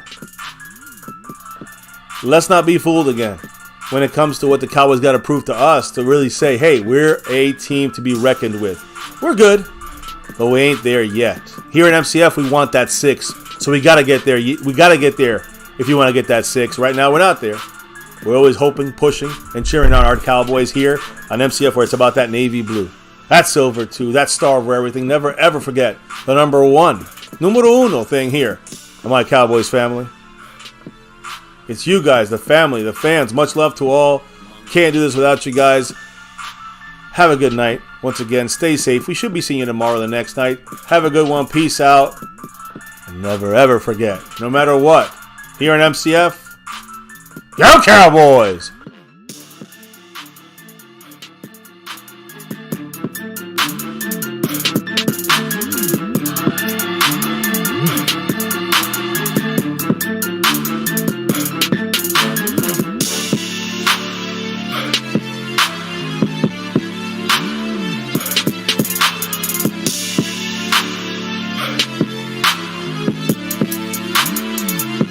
Monk on the beat.